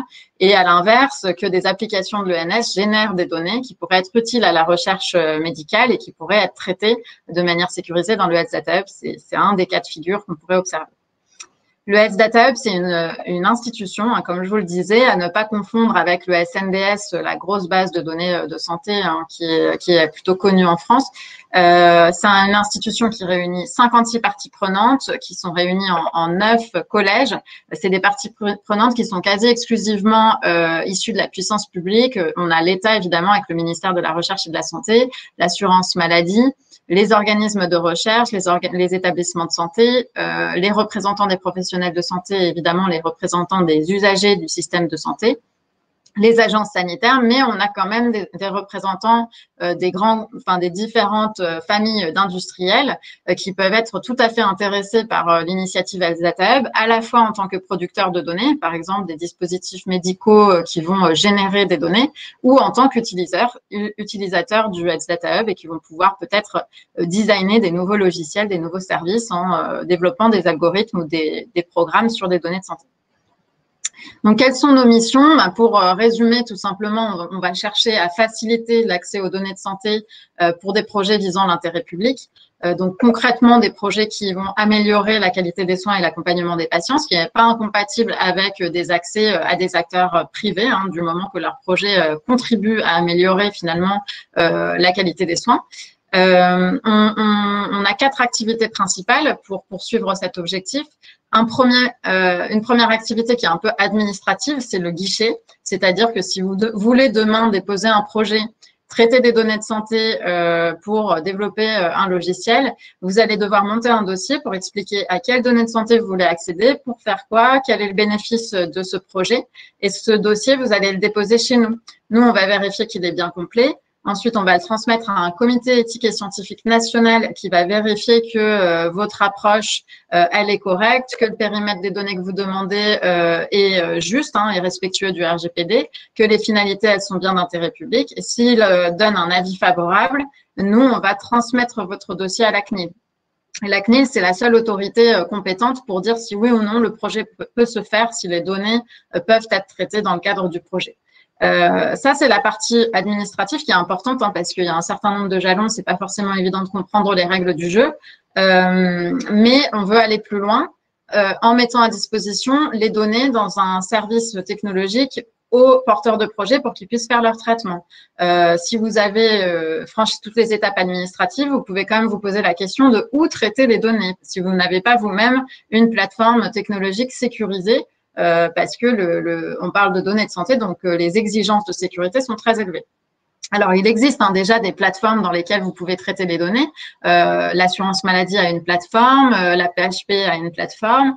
Vous avez des acteurs privés qui mettent à disposition des plateformes. C'est pas toujours exactement la même offre logicielle. Ce qu'on a souhaité faire avec le Health Data Hub, c'est répondre à des besoins fonctionnels qui n'étaient pas couverts en conformité avec le référentiel de sécurité pour les données de santé, au moment, en tout cas, où on a fait la mission de préfiguration. Donc, concrètement, il s'agit de mettre à disposition des outils pour faire de la data science ou du développement d'algorithmes du type R, Python, Spark, etc., de la capacité de calcul importante, de la capacité de stockage importante, et tout cela avec un niveau de sécurité très élevé. L'autre aspect qui va être intéressant au niveau du Health Data Hub, si on le développe correctement, c'est la partie catalogue de données. Parce que même si vous avez franchi toutes les étapes pour avoir votre autorisation CNIL, que vous avez accès à la plateforme, il faut encore qu'il y ait des données dedans. Et pour ingérer les données dans la plateforme, ça peut être assez compliqué, à la fois sur le plan du conventionnement avec les acteurs qui disposent des données sources, mais aussi sur la mise en place des tuyaux sécurisés pour faire venir les données dans une solution sécurisée. Donc, ce qu'on propose de faire avec le catalogue de données, c'est d'avoir une liste de partenaires privilégiés avec lesquels on conventionne et on se met d'accord sur les modalités de partage des données, les modalités de leur mise à jour, de leur ingestion, une fois pour toutes. Et comme ça, quand les porteurs de projets arrivent et disent « moi, je voudrais accéder à une partie du registre des infarctus du myocarde aigu ou à une partie des résumés de passage aux urgences de Santé publique France », les données, elles sont déjà chez nous, elles sont prêtes à être mises à disposition. On n'a plus qu'à faire les extractions et à les déplacer dans ce qu'on appelle un espace projet.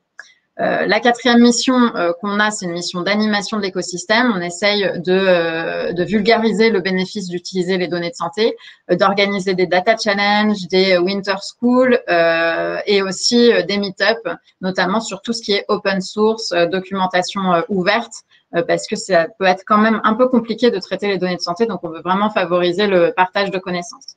En termes de base de données de santé, de quoi on parle? Ça peut peut-être vous intéresser de savoir qu'on a une grosse base de données qui s'appelle aujourd'hui le Système national des données de santé. Alors, c'est pas extrêmement parlant, mais en gros, c'est la base des feuilles de soins de l'assurance maladie, déidentifiées, hein, puisque c'est une base qui a des vocations d'être utilisée pour la recherche. On s'intéresse pas du tout à identifier des personnes. Et vous avez dedans donc tout ce qui est remboursement de médicaments, de soins à l'hôpital, mais aussi les causes médicales de décès et des informations sur les diagnostics à l'hôpital. Ça porte sur l'ensemble de la population française, donc c'est une base qui a un gros potentiel pour la recherche. À côté de ça, vous allez avoir donc ce qu'on appelle le catalogue, où en fait on identifie une collection de bases prioritaires qui ont un intérêt à être partagées pour la recherche, et ces bases, on va essayer de les chaîner, donc de les enrichir avec les données de l'assurance maladie, parce que ça va en faire des bases encore plus intéressantes. Par exemple, une cohorte sur des patients atteints de sarcome, donc c'est un cancer rare, vous allez avoir des données très fines sur la situation médicale de 25 000 patients. Par contre, vous n'avez rien sur leurs antécédents et vous n'avez rien sur leur devenir. Et donc, vous allez enrichir cette base avec les données de l'assurance maladie pour essayer d'avoir une vision qu'on appelle en parcours de soins. Et ensuite, vous allez pouvoir étudier les risques de complications, l'évolution de la pathologie, etc. Donc, c'est ça qu'on essaye de construire. Aujourd'hui, on discute déjà avec un certain nombre de porteurs de bases de données. Alors, j'ai quelques exemples que je pourrais vous partager ultérieurement, là, qui ne sont pas dans les slides. On a commencé à partager des données relatives à l'épidémie, donc notamment les données de l'assurance maladie pour les patients hospitalisés pour Covid, les données de Santé publique France sur les passages aux urgences, en particulier pendant les périodes de confinement. Et on va prochainement intégrer les données de SIDEP, c'est le système d'information de dépistage PCR, qui est en cours de chaînage avec les données de l'assurance maladie. Donc, ça va pouvoir générer des études extrêmement intéressantes. Il y aura aussi les données relatives à la vaccination, et donc on pourrait étudier les effets secondaires des vaccins, etc. Mais à côté de la partie épidémie, qui évidemment nous concerne tous en ce moment, on a une vingtaine de partenaires avec qui on est en train d'échanger aujourd'hui sur le partage de bases de données, donc des cohortes, des registres, des entrepôts de données hospitaliers, par exemple. Pour mettre en œuvre ce catalogue, sur la partie non-Covid, il nous manque encore un décret et un arrêté. Alors, comme je vous le disais, hein, c'est compte tenu de la sensibilité des données, on est sur une architecture législative un petit peu importante. Ce décret nous permet d'être responsable de traitement au sens du RGPD de ce catalogue, et l'arrêté, c'est lui qui va lister les bases et il sera pris après avis de la CNIL. Nécessairement, on va partager beaucoup de données de santé. Simplement pour vous dire deux exemples de cas d'usage.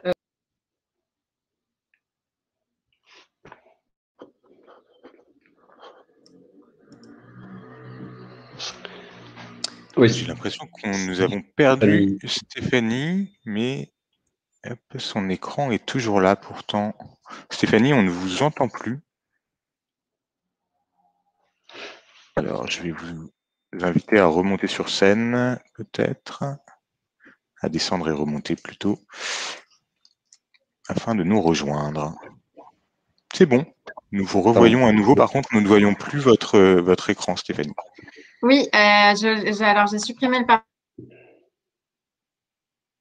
partage le temps de... Vous m'avez perdu à partir de quand?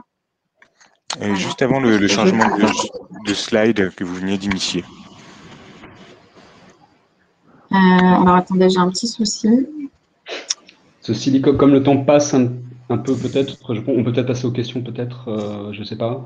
Si vous voulez, je peux peut-être juste conclure, parce que donc, je vous parlais, sans repartager mes slides, parce que par ailleurs, l'application ne me permet plus de le faire. Je ne sais pas quel bug.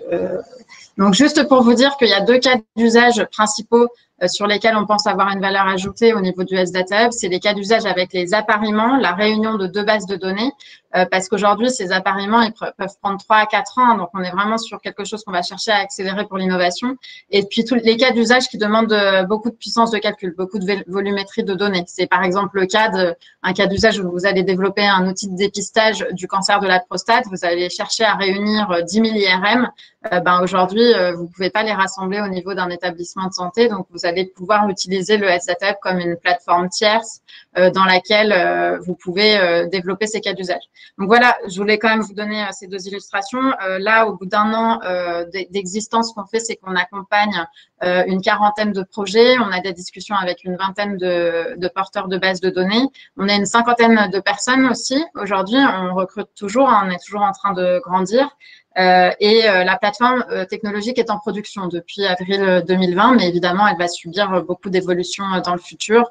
Et puis, on a cette animation de l'écosystème qu'on continue. Voilà, excusez-moi si j'ai été un peu longue et pour le bug qui est arrivé en plein milieu. Très bien, pas de problème. Merci beaucoup de cette explication qui était nécessaire un peu pour comprendre le périmètre.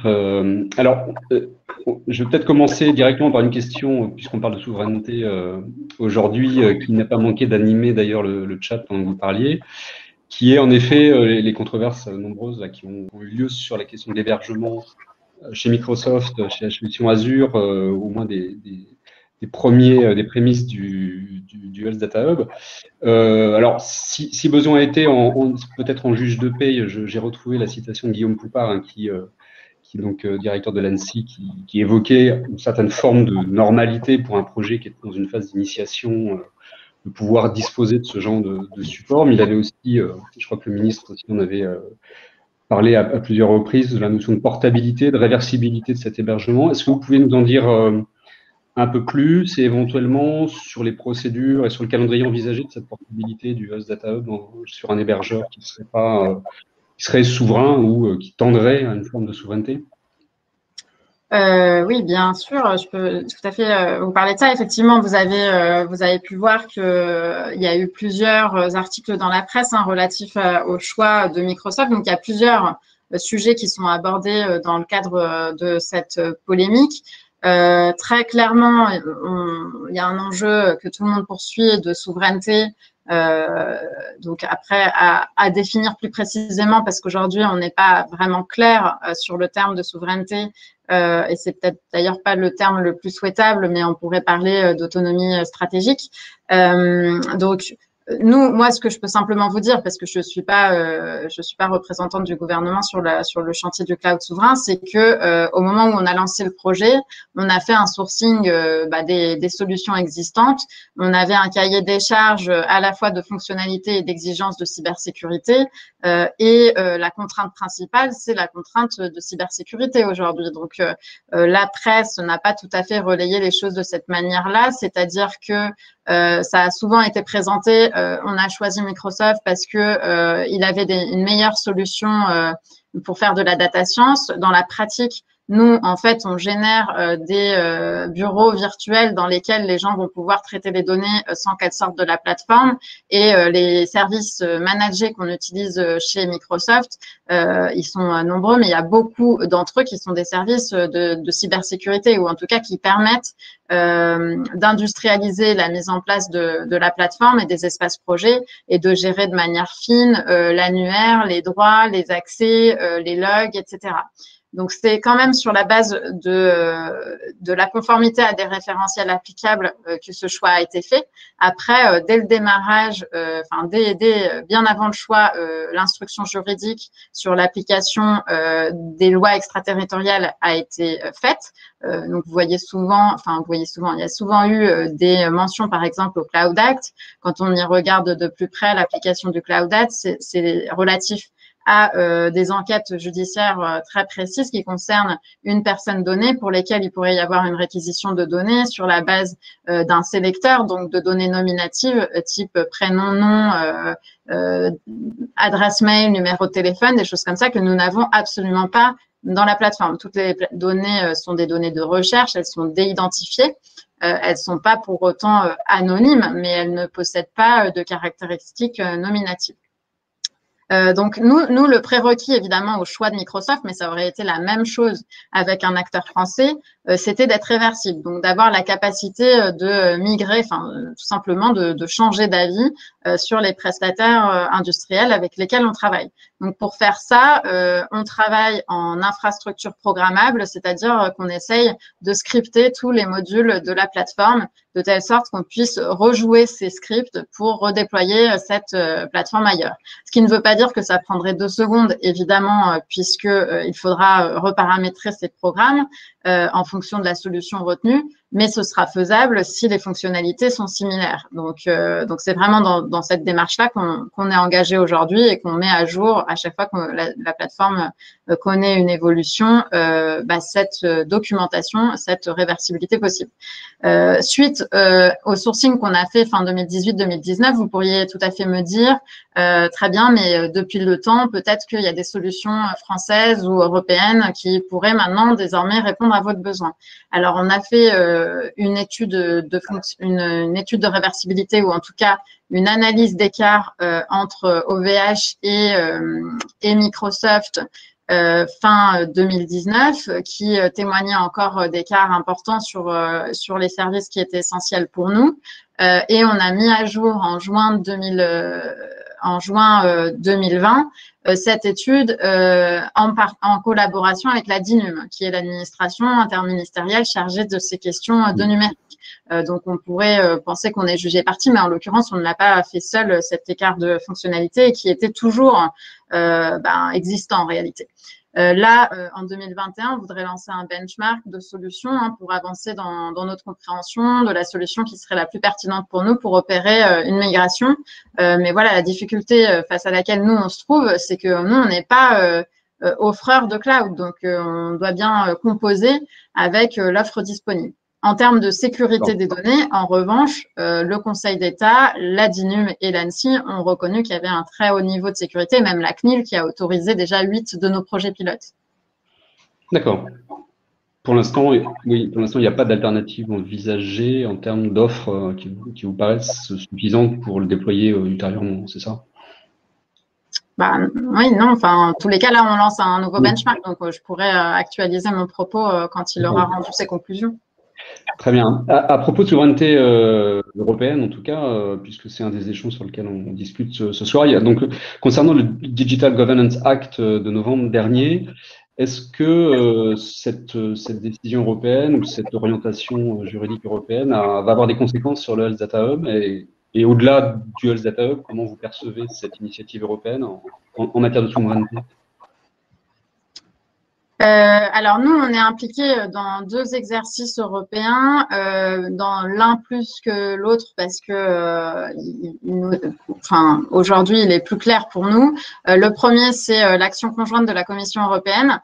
Donc, c'est un programme de travail avec les États membres qui va durer 2 ans, qui a démarré début février, mais qui a été préparé en fin d'année dernière. Et donc, le but du jeu, c'est de mettre en place un espace commun de données de santé. Donc, effectivement, les projets de règlement qui sont en cours de préparation visent quand même à mettre en œuvre ces espaces communs de données dans différents secteurs et notamment dans celui de la santé. Dans ce travail-là, il y a 4 work packages, dont un sur l'infrastructure. Et on participe à ce work package, mais pour le moment, les travaux sont à leur prémisse. Mais la problématique de la souveraineté n'est pas propre à la France, et clairement pas propre au Health Data Hub et est tout à fait commune au niveau européen. Après, il y a le sujet Gaia-X, mais je pense que vous en avez parlé juste avant, même si j'ai pas eu l'occasion d'écouter les propos. Et donc, il y a une déclinaison française de travaux, le French Gaia-X Hub, avec des groupes de travail, et nous, on est associés à l'un de ces groupes de travail sur les utilisations des données de santé. Gaia-X, de ma compréhension, mais ça a probablement été mieux dit par d'autres personnes avant mon arrivée, c'est plutôt un catalogue de policy rules pour savoir si un service a le bon niveau de souveraineté, j'imagine. La difficulté, moi, que j'observe à mon petit niveau, c'est qu'on n'a pas aujourd'hui une définition consensuelle de ce qu'on appelle souveraineté numérique. Donc, c'est quand même pas si simple de savoir vers quel type de service se tourner. Et puis on peut poursuivre des objectifs de souveraineté différents. Voilà, aujourd'hui, nous, on en est, mais évidemment, on suit de près l'actualité européenne. D'accord. En parlant de souveraineté aussi, même si sa définition est assez floue, la composante juridique de la dimension de souveraineté est quand même importante. Alors moi, je me posais une question qui vont sans doute aussi peut-être intéresser les étudiants ou les anciens étudiants de l'école de guerre économique sur la question de souveraineté juridique. C'est l'exposition éventuelle du Health Data Hub aux questions liées au contentieux, notamment liées au droit de la concurrence. Alors, je ne sais pas si c'est un cas que vous avez peut-être examiné dans vos études de risque. Si, mettons, vous donnez l'accès à un acteur privé sur un jeu de données suite à l'examen de sa demande, et qu'un autre est débouté, dans quelle mesure le groupe qui serait débouté pourrait éventuellement attaquer le Data Hub pour problème, alors soit d'abus de position dominante, et autour de la question d'infrastructure essentielle ou de facilité essentielle, est-ce que le Health Data Hub pourrait pas être exposé à ces questions de problèmes de concurrence et si c'était le cas, comment vous pourriez y répondre le cas échéant? Je ne sais pas si ma question est claire. Non, pardon, mais donc là, vous parlez de si nous, on offre un service. Là, vous avez deux concurrents, vous avez deux groupes privés qui veulent accéder à un jeu de données pour déployer quelque chose. L'un obtient gain de cause et l'autre non. Il obtient un gain de cause auprès de qui? Comment? Auprès de vous, c'est-à-dire auprès de vous, il accède. Mais nous, c'est ce que je vous expliquais dans ma présentation. Nous, on est une administration. On ne décide pas qui accède aux données. Les deux acteurs montent un dossier dûment documenté pour expliquer pourquoi ils ont besoin d'accéder à des données de santé et quel est leur projet d'intérêt général. Et il est soumis dans un dispositif réglementaire, c'est-à-dire nous, pour vérifier que le dossier est bien complet, le comité éthique et scientifique national pour vérifier sa conformité en termes de finalité d'intérêt public et de pertinence de l'analyse des données, et la CNIL, qui est la seule autorité compétente en France pour autoriser un traitement de données personnelles. On n'est pas sur un appel d'offres. Hein, on parle de données qui sont accessibles par la loi. Elles ne sont pas en open data parce que c'est des données sensibles, mais elles sont accessibles. C'est le patrimoine commun des données de santé et elles doivent être réutilisables à des fins d'amélioration de la qualité des soins. D'accord. Donc, au niveau international, pas de risque juridique particulier de favoritisme ou de défavoritisme, par exemple, selon vous, pas pour le Health Data, mais même pour la CNIL. Au niveau international, je parle. Il n'y a pas de risque. C'est une administration. Hein. Si vous avez des acteurs privés qui vont à la préfecture, ils auront tous les deux le même service. Je visualise pas très bien votre scénario en réalité. D'accord. Vous pouvez avoir deux acteurs privés qui accèdent aux mêmes données dans le hub pour faire des projets différents, voire même pour faire des projets concurrents. D'accord. Et même, c'était au cas où un des acteurs n'aurait pas eu accès, par exemple, s'il n'a pas accès, c'est parce que son projet ne vérifie pas une finalité d'intérêt public ou que son dossier n'est pas respectueux de la vie privée. D'accord. On n'est pas sur du marché, hein, on est sur de la réglementation RGPD. D'accord, très bien. OK. Donc, comme le temps passe, je voulais vous poser une question sur la définition de la souveraineté, mais j'ai bien compris que elle est délicate à trancher. Simplement, je voulais terminer sur les projets phares qui vont, dans les mois ou l'année à venir, qui vont animer le Health Data Hub. Est-ce que vous pouvez revenir sur des réalisations peut-être déjà tangibles et des projets phares qui occupent vos équipes? Oui, alors sur les projets à proprement parler d'analyse de données, comme la plateforme elle a été mise en production au printemps dernier, on n'a pas encore énormément de recul, mais il y a un projet notamment qui a été conduit sur les données de passage aux urgences de Santé publique France pour essayer de comprendre pourquoi pendant les confinements on avait moins d'infarctus du myocarde ou d'AVC, ce qui ne s'explique pas de manière tout à fait immédiate parce qu'il n'y a pas de raison qu'on fasse moins d'AVC et moins d'infarctus du myocarde aigu quand on est confiné.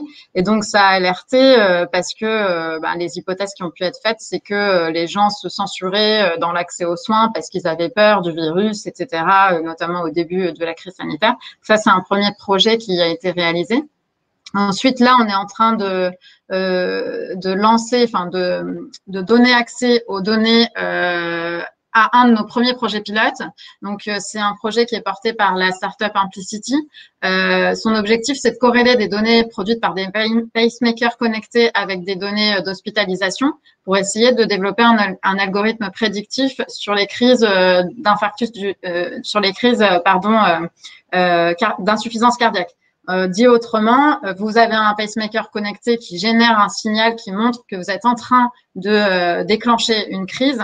Vous finissez aux urgences et eux, ce qu'ils veulent créer, c'est un logiciel qui va permettre de détecter ce signal faible et notifier le professionnel de santé qui va pouvoir vous prendre en charge avant que vous vous trouviez dans une situation critique. Donc, ils vont traiter les données des pacemakers avec les données d'hospitalisation dans le Health Data Hub.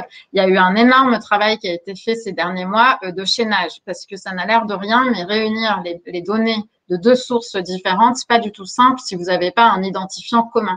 Donc, il y a un gros travail de chaînage probabiliste qui a été fait, notamment par les équipes de l'assurance maladie, avec celle d'Implicity et celle du Health Data Hub, qui a duré 3 ou 4 mois. Donc, ça, c'est fait. Et ils vont pouvoir maintenant commencer à voir si leur programme fonctionne sur ce chaînage.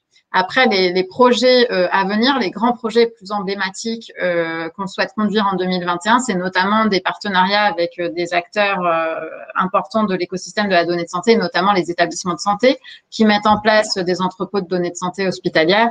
Et ce qu'on voudrait travailler avec eux, c'est l'articulation entre ce qu'ils font au niveau local et au niveau des établissements qui est essentiel pour recueillir les données, les qualifier et pourquoi pas les traiter au niveau local, avec la dimension nationale, parce que pour la plupart des cas d'usage, vous allez avoir besoin de beaucoup de données, donc vous ne pourrez pas vous satisfaire des données qui viennent d'un seul établissement de santé. Ça, c'est un de nos grands enjeux en 2021. On voudrait faire un pilote avec plusieurs établissements de santé et voir comment on peut travailler sur une organisation multicentrique avec plusieurs établissements et le Health Data Hub et vraiment faire un hub tout simplement entre les différents acteurs. Très bien, merci beaucoup. Alors, je crois que je vais repasser la main aux équipes de Cap Digital, peut-être pour les questions. Merci. Ouais, merci Pierre et merci Stéphanie pour tous ces éclairages.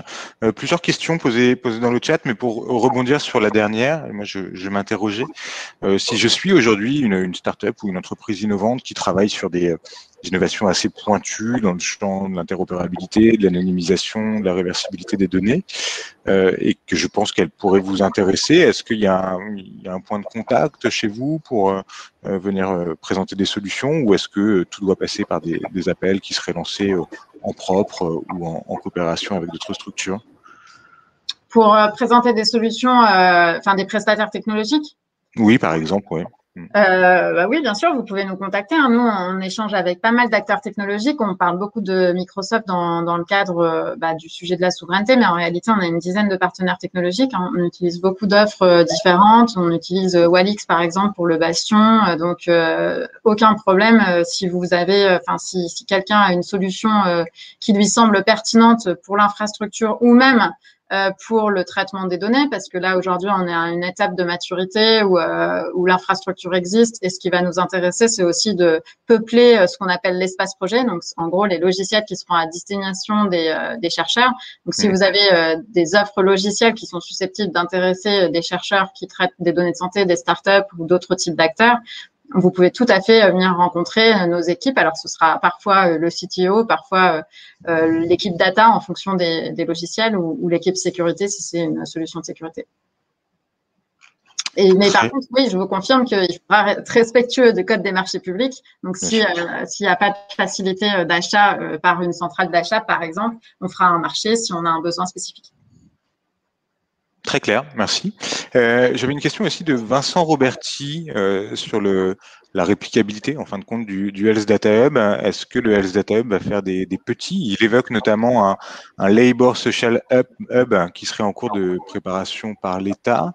Est-ce que vous auriez été déjà sollicité ou approché pour aider à recréer des initiatives similaires sur d'autres verticales que la santé? Alors oui, enfin moi j'ai l'occasion d'échanger, enfin de faire un partage d'expérience avec d'autres qui réfléchissent à des health data hubs dans d'autres secteurs. Il y a effectivement plusieurs projets en cours, donc c'est assez enthousiasmant, en tout cas pour l'écosystème de la donnée.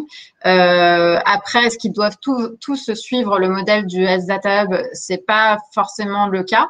Notamment, il y a une réflexion autour des données environnementales et on peut très bien se dire que c'est pas forcément les mêmes enjeux de traitement sécurisé, mais en revanche, il y a un enjeu similaire de cartographier les sources disponibles, les sources d'intérêt, les documenter, mettre à disposition des métadonnées, savoir ce qu'on peut en faire, comment on y accède. Donc, effectivement, pour le Labor Social Hub en particulier, j'ai eu des premiers échanges, effectivement. Et je pense que c'est des super initiatives, enfin de les voir se développer dans les différents secteurs. L'enjeu pour nous tous, ce sera de s'assurer que tous ces hubs peuvent s'articuler, parce que ça va être ça l'enjeu de ne pas avoir des données qui sont cloisonnées par thématique. D'accord. Et est-ce que vous avez des liens sur des données plus business ou plus industrielles avec des hubs qui sont en train de se monter ou qui avancent bien, comme le Hack Data Hub sur le volet agricole ou l'initiative Numalim sur l'agroalimentaire ou pas encore? Qui sont plutôt d'ordre privé ou parapublic pour le coup? Le Hack Data Hub, je le connaissais, effectivement, je leur avais parlé même au tout début du projet Hack Data Hub, justement, qui avait fait partie de nos sources d'inspiration. Est-ce qu'on a d'autres exemples similaires qui viennent plutôt du secteur privé? Je ne sais pas trop. Moi, j'ai vu qu'il y avait un projet de tourisme Data Hub, mais qui est plutôt de l'État. Je sais qu'il y a des discussions, je crois, autour des données d'éducation, du sport, de l'environnement, du travail, mais très honnêtement, je suis peut-être passée à côté de certaines initiatives.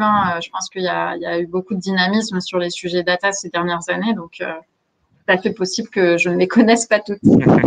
D'accord, pas de souci. On les observe de près chez Cap Digital. On va d'ailleurs dans un mois à peu près s'intéresser à ces nouveaux data hubs qui sont en train d'émerger plutôt du côté des initiatives privées. Donc, on aura l'occasion d'en reparler. Charles nous demande, est-ce qu'il y a des liens entre le Health Data Hub et Talab? Vous aviez parlé de la DINUM tout à l'heure. Est-ce que vous travaillez également avec Talab? Oui. Alors, on n'est pas exactement sur les mêmes problématiques parce qu'Etalab, ils vont pouvoir mettre à disposition des données en open data, donc avec aucune contrainte réglementaire pour y accéder. Nous, on est sur un modèle qui est plus complexe parce que les données sont sensibles, même si elles sont pas nominatives. Je le répète, ça reste des données personnelles et des données fines. Mais moi, Etalab, je les connais très bien parce qu'en fait, ils ont contribué notamment avec leur programme Entrepreneurs d'intérêt général à la création du Health Data Hub quand j'étais encore au ministère avec les data scientists qui étaient présents. Et on partage les mêmes valeurs de favoriser l'open source notamment et l'ouverture des données en règle générale. Donc, je les croise encore assez souvent. On a une question de Pierre Legros également qui nous dit, mis à part le Health Data Hub, quelles sont les autres bases de données publiques ou privées accessibles aux acteurs privés pour développer des algorithmes d'intelligence artificielle? Donc, Pierre, j'arrive pas à savoir si vous vous situez spécifiquement dans le champ de la santé ou si vous parliez en dehors de ce scope-là, de cette filière-là. Si c'est dans le deuxième cas, on vous donne rendez-vous en mai pour cet événement où on abordera et on éclairera d'autres plateformes en cours de développement. Mais si on reste plus spécifiquement sur la thématique santé, est-ce que déjà, Stéphanie, il y a des bases de données publiques qui vous échappent aujourd'hui ou que vous n'avez pas encore réussi à intégrer? Alors, on en est clairement au tout début. Donc, nous, on a une discussion avec une vingtaine d'acteurs, comme je vous le disais, porteurs de certaines bases de données, mais on a des centaines de bases de données de santé en France. Donc, il faudra prioriser. Elles seront pas toutes disponibles dans le Health Data Hub, mais d'un autre côté, c'est peut-être pas forcément une cible qu'on souhaite se donner, parce qu'il faut qu'elles aient un caractère très réutilisable pour qu'on fasse l'effort de les déplacer, parce que c'est quand même un effort technologique pour l'ensemble des acteurs. Donc, il y a énormément de bases de données de santé qui ne seront pas au catalogue. Nous, l'ambition, c'est d'identifier celles qui ont le plus de potentiel pour l'écosystème de l'innovation et de la recherche et de construire ce catalogue de manière progressive et itérative. L'avantage de l'arrêté, même si c'est un peu lourd d'avoir des textes, évidemment, pour encadrer notre activité, c'est que c'est plus facile à mettre à jour qu'un décret, par exemple. Donc, on peut imaginer mettre à jour le catalogue 2 fois par an, quelque chose comme ça. D'accord. Et du côté des bases privées, est-ce que, je ne sais pas, question peut-être un peu naïve, mais est-ce que des big pharma pourraient demain proposer de déposer certains jeux de données dans le Health Data Hub? Non, tout à fait. D'ailleurs, on a des discussions aujourd'hui avec certaines d'entre elles. En réalité, quand ils ont recueilli des données pour un essai clinique, elles peuvent avoir un intérêt pour une réutilisation sur d'autres sujets que la raison pour laquelle elles ont été créées, l'évaluation d'une molécule. Les données d'essai clinique, elles ont l'intérêt d'être extrêmement précises et d'extrêmement bonne qualité. Par contre, elles sont sur un périmètre restreint. Les chaîner avec des données de l'assurance maladie, ça pourrait permettre de faire des recherches très intéressantes ou de qualifier des données d'entrepôt ou de l'assurance maladie grâce à ces données très fines. Donc, certains d'entre eux l'envisagent. Et puis après, dans les acteurs privés, vous avez aussi le dispositif médical connecté. J'en ai un petit peu parlé à travers mon exemple.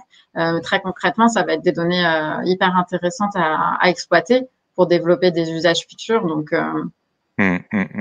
Sur un point un petit peu plus prospectif peut-être pour finir, nous dans le champ de la santé chez Cap Digital, on s'est beaucoup intéressé ces derniers mois à la question du jumeau numérique. Jumeau numérique en santé, créer des doubles d'un organe, d'une partie du corps pour établir des comportements bien spécifiques et faire de la médecine de précision.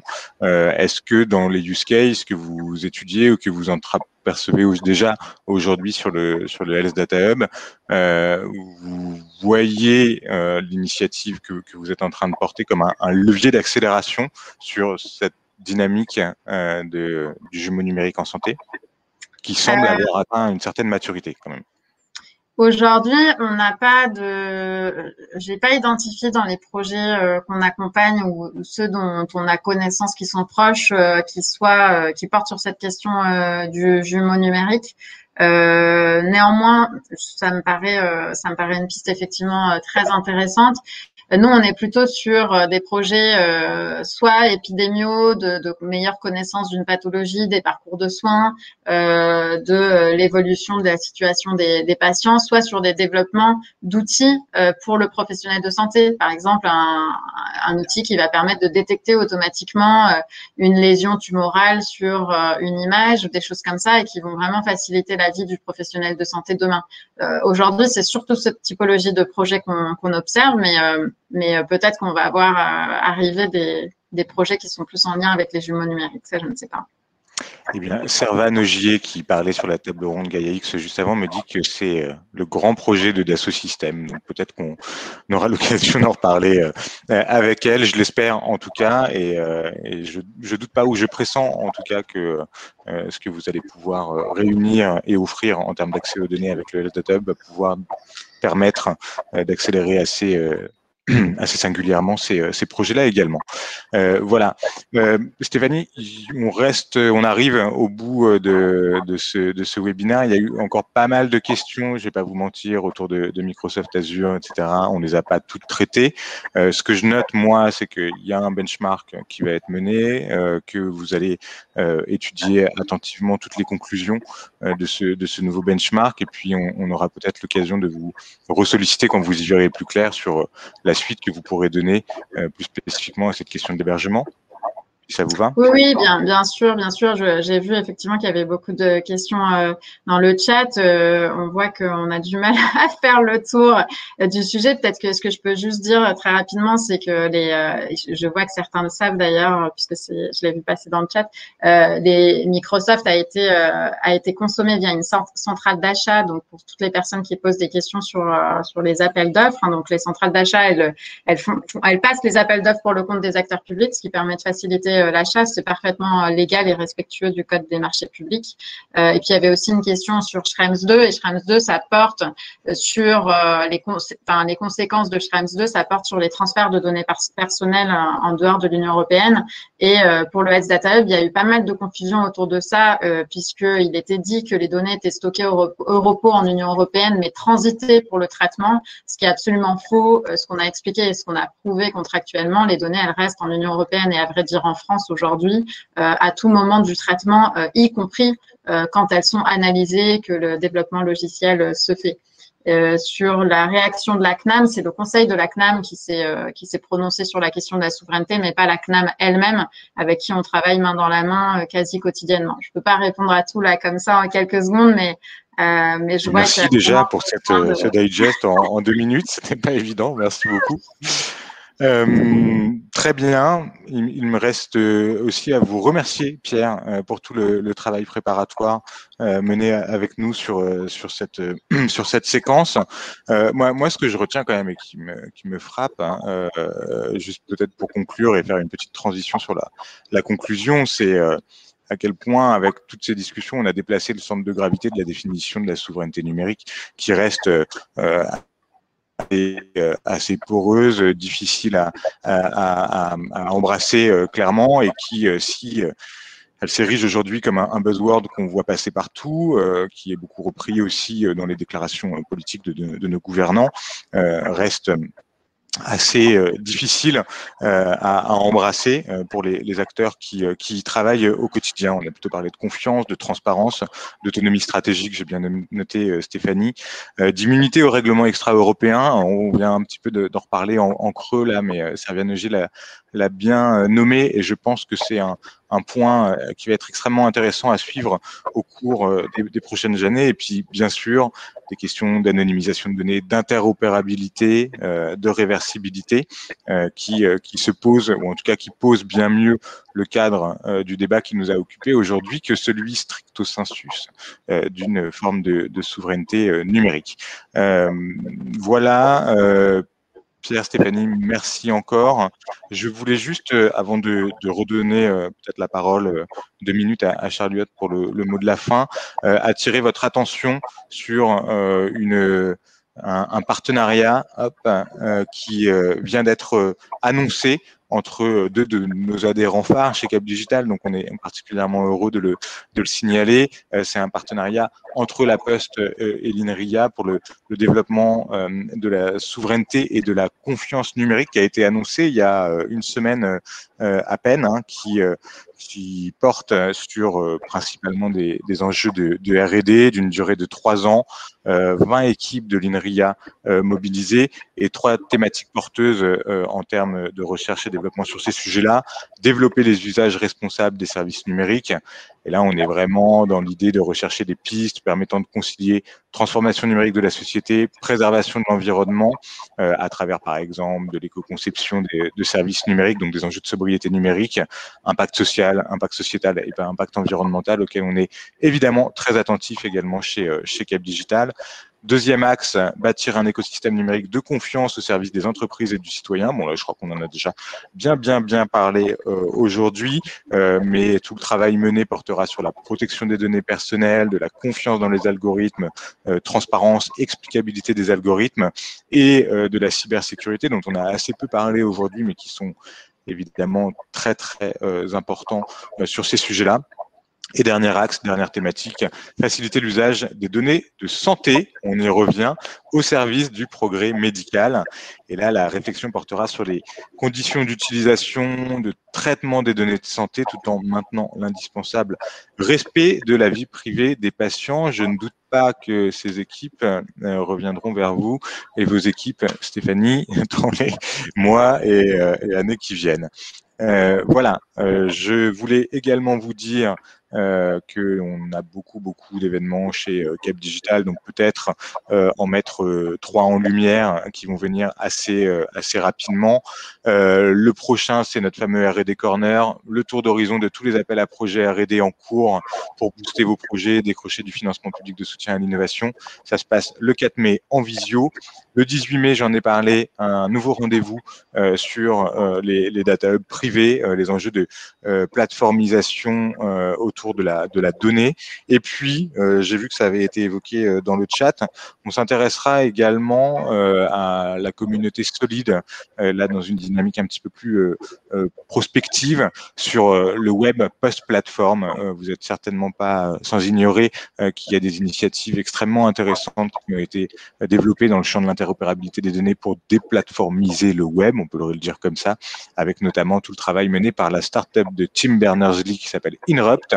Ça va se passer tout début juin et on en profitera pour présenter 7 projets de pointe dans le domaine de l'interopérabilité et portabilité des données qui ont été menés dans le cadre du projet européen DAPSI, dont nous sommes partenaires chez Cap Digital.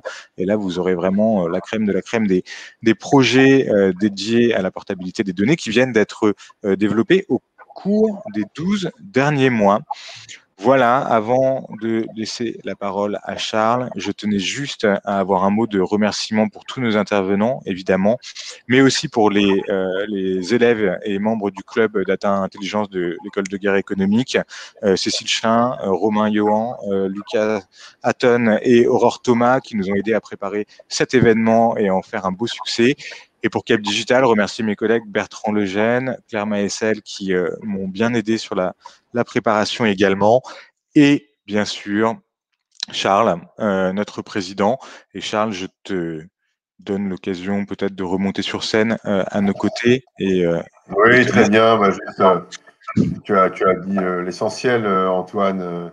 Merci beaucoup, Stéphanie, pour t'être prêtée au jeu et être venue presque dans les locaux de Cap pour partager cette expérience du Health Data Hub.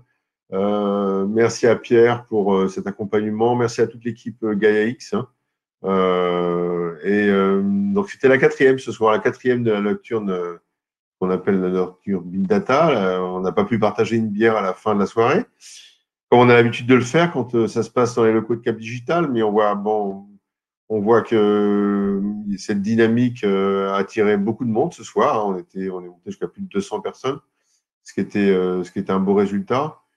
Merci d'avoir fait confiance à Cap comme tiers-lieu pour venir échanger sur ces sujets et partager avec les différents membres de nos écosystèmes sur ces sujets qui sont à la fois sensibles et autour desquels on voit quand même cette dynamique magnifique qui se met en place depuis quelques années et auquel eh bien, on est évidemment très attaché chez Cap, puisque c'est vraiment notre cheval de bataille. Merci encore Stéphanie, merci à toute l'équipe, merci à tous ceux qui sont restés jusqu'à maintenant. Donc finalement, le bon côté de ce Covid, c'est que on peut être plus que 100 dans les bureaux de Cap Digital, dans les bureaux virtuels de Cap Digital. Donc rendez-vous bientôt. Et pour un petit mot pour notre élection qui aura lieu, le conseil d'administration qui aura lieu dans quelques semaines, je relance tous les membres du pôle de poser leur candidature pour nous accompagner et nous faire grandir dans ce développement là qui nous intéresse tant. Merci à tous et bonne soirée et merci encore à nos intervenants et à nos organisateurs. Bonne soirée à tous. Merci, au revoir. Au revoir.